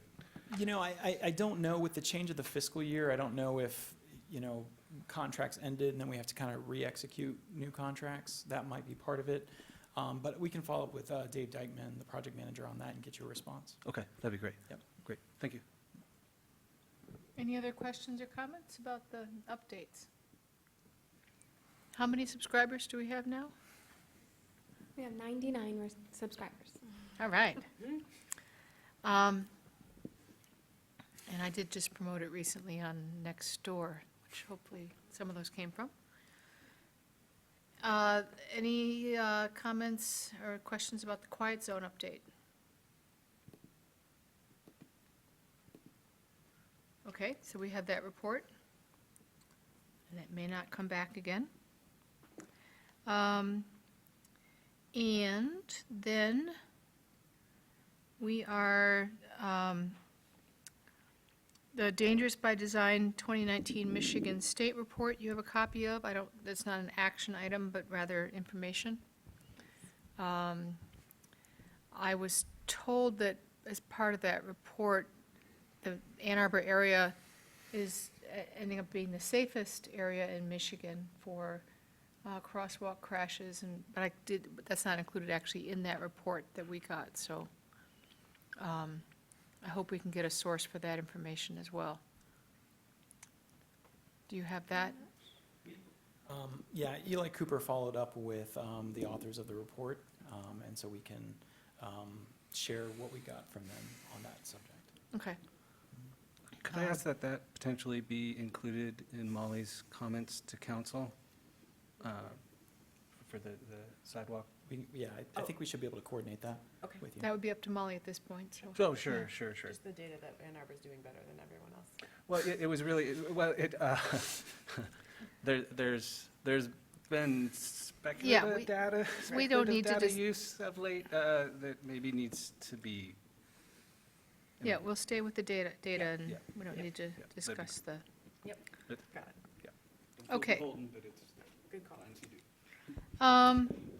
I can speak to the next two items. It's our, I guess it's the next file that includes a couple of attachments, HR and administrative policies for boards and commissions. Just kind of as follow-up to the conversations you had last month about communications and what the rules that apply to commissioners are. I happened to find that there were a couple of city policies that specifically like check the box saying these apply to boards and commission members. So I thought to do my due diligence as a staff liaison, I needed to provide you a copy of those policies. Great, thank you. Are there other, are there liaison reports from those people who are representing specific agencies or commissions? All right, then are there communications from commissioners that you'd like to share with us? Oh, I just, sorry, I missed something. I just saw that HR and administrative thing.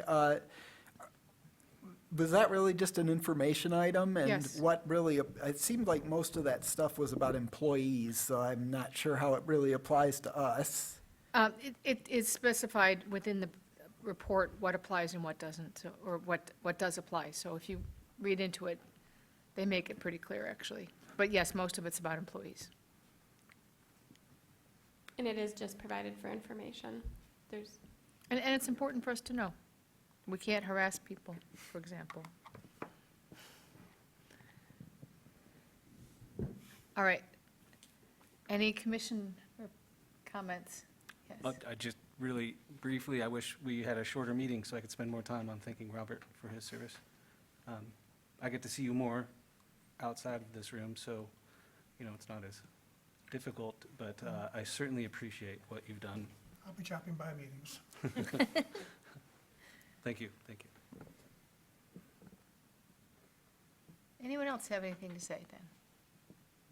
Yeah, I'll say that I'll definitely miss Robert here at the table. I feel like he offers valuable insight. I'm disappointed in what council did. I also miss Scott. It's disappointing that he's not here today, and I hope, the other thing is I hope that we can get some of these vacancies filled on this commission. I just realized that no new nominations went up at the last meeting, so most likely, I mean, there's a chance we could get someone new if they put nominations up at the next meeting of city council and confirm that at the following one, but that would just be 2 days before our meeting.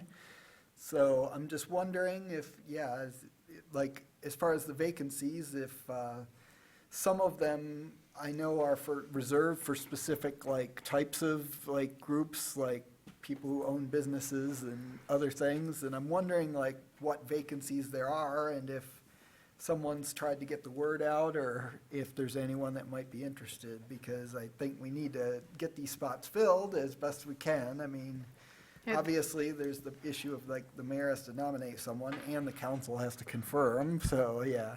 There are applications and candidates, and it's a matter of having the mayor. Okay, yeah, Do I that. just was a little worried no one was applying, Nope, because that's not the case. So, after tonight, I was waiting till tonight's meeting to communicate with him again about that, but he is aware, and I've been bugging him. I think Kayla has been as well. Not bugging him, but it's informing. So we're working on it. Including, we have an interesting bike representative possibility, so got our bases covered. All right. Any agenda items to add to the next meeting, which is August 21st, 2019, at 7 o'clock, right here in the second floor council chambers? I have a request for an agenda item.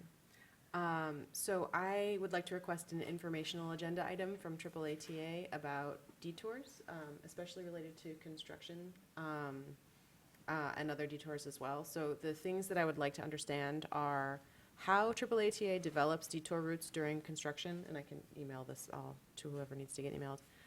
How detours and revised schedules are communicated to riders, and whether there are any standards of service that AAATA tries to achieve during detours, and if so, what they are.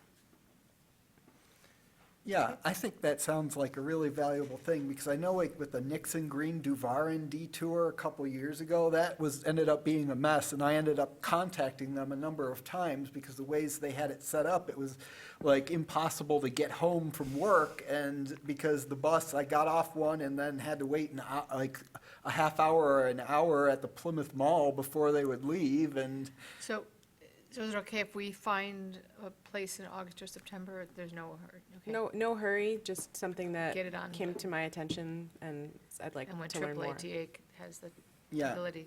I'd also like some information about like public engagement in service changes and revisions in general, because I feel like often it's just, we hear about, as with detours, we just hear about it and, okay, this is what we're doing. Again, specific for AAA or in general? Well, AAA TA, Okay. this is service changes for bus. Great, so that may be included. Any other agenda items for next time?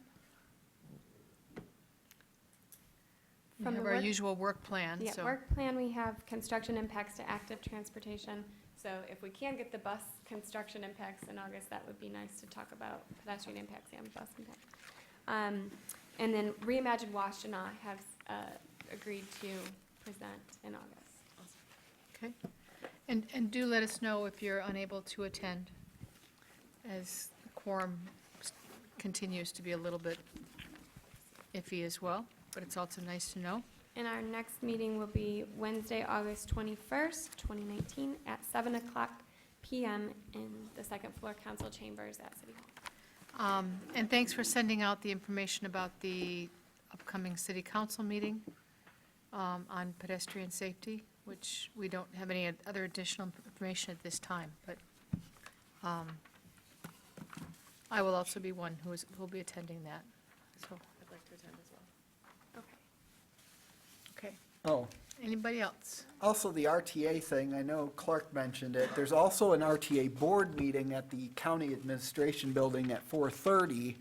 They're they're like rotating their meeting among the different counties, and it's in Ann Arbor right before I know obviously then the open house is at Traverwood Library, which is a little awkward if you want to go to both, but, yeah, it's, Yeah, thanks for letting us know about and I don't that. know if, I'm going, I don't know if there's a bunch of people going, because I know there's the issue with quorum that we talk about, and, So, I mean, with quorum, it's that you can actually all be present. I'm being overly cautious by asking you to let me know when you're going to be there, so I know if a quorum is going to be present. You're not to deliberate about commission business in a quorum. If you are observing and. so can you talk about issues relating to the RTA, like, as long as, Carefully, That's that's not a necessarily. gray area. But if- because, I If mean. you're potentially going to act on any RTA topics at the commission, then that could be considered Probably commission not. business. I mean, at this point, I mean, yeah. I don't think you'll have a quorum there, but we'll see. Okay. All right, if there's no objection, then I will call this meeting adjourned. It's adjourned.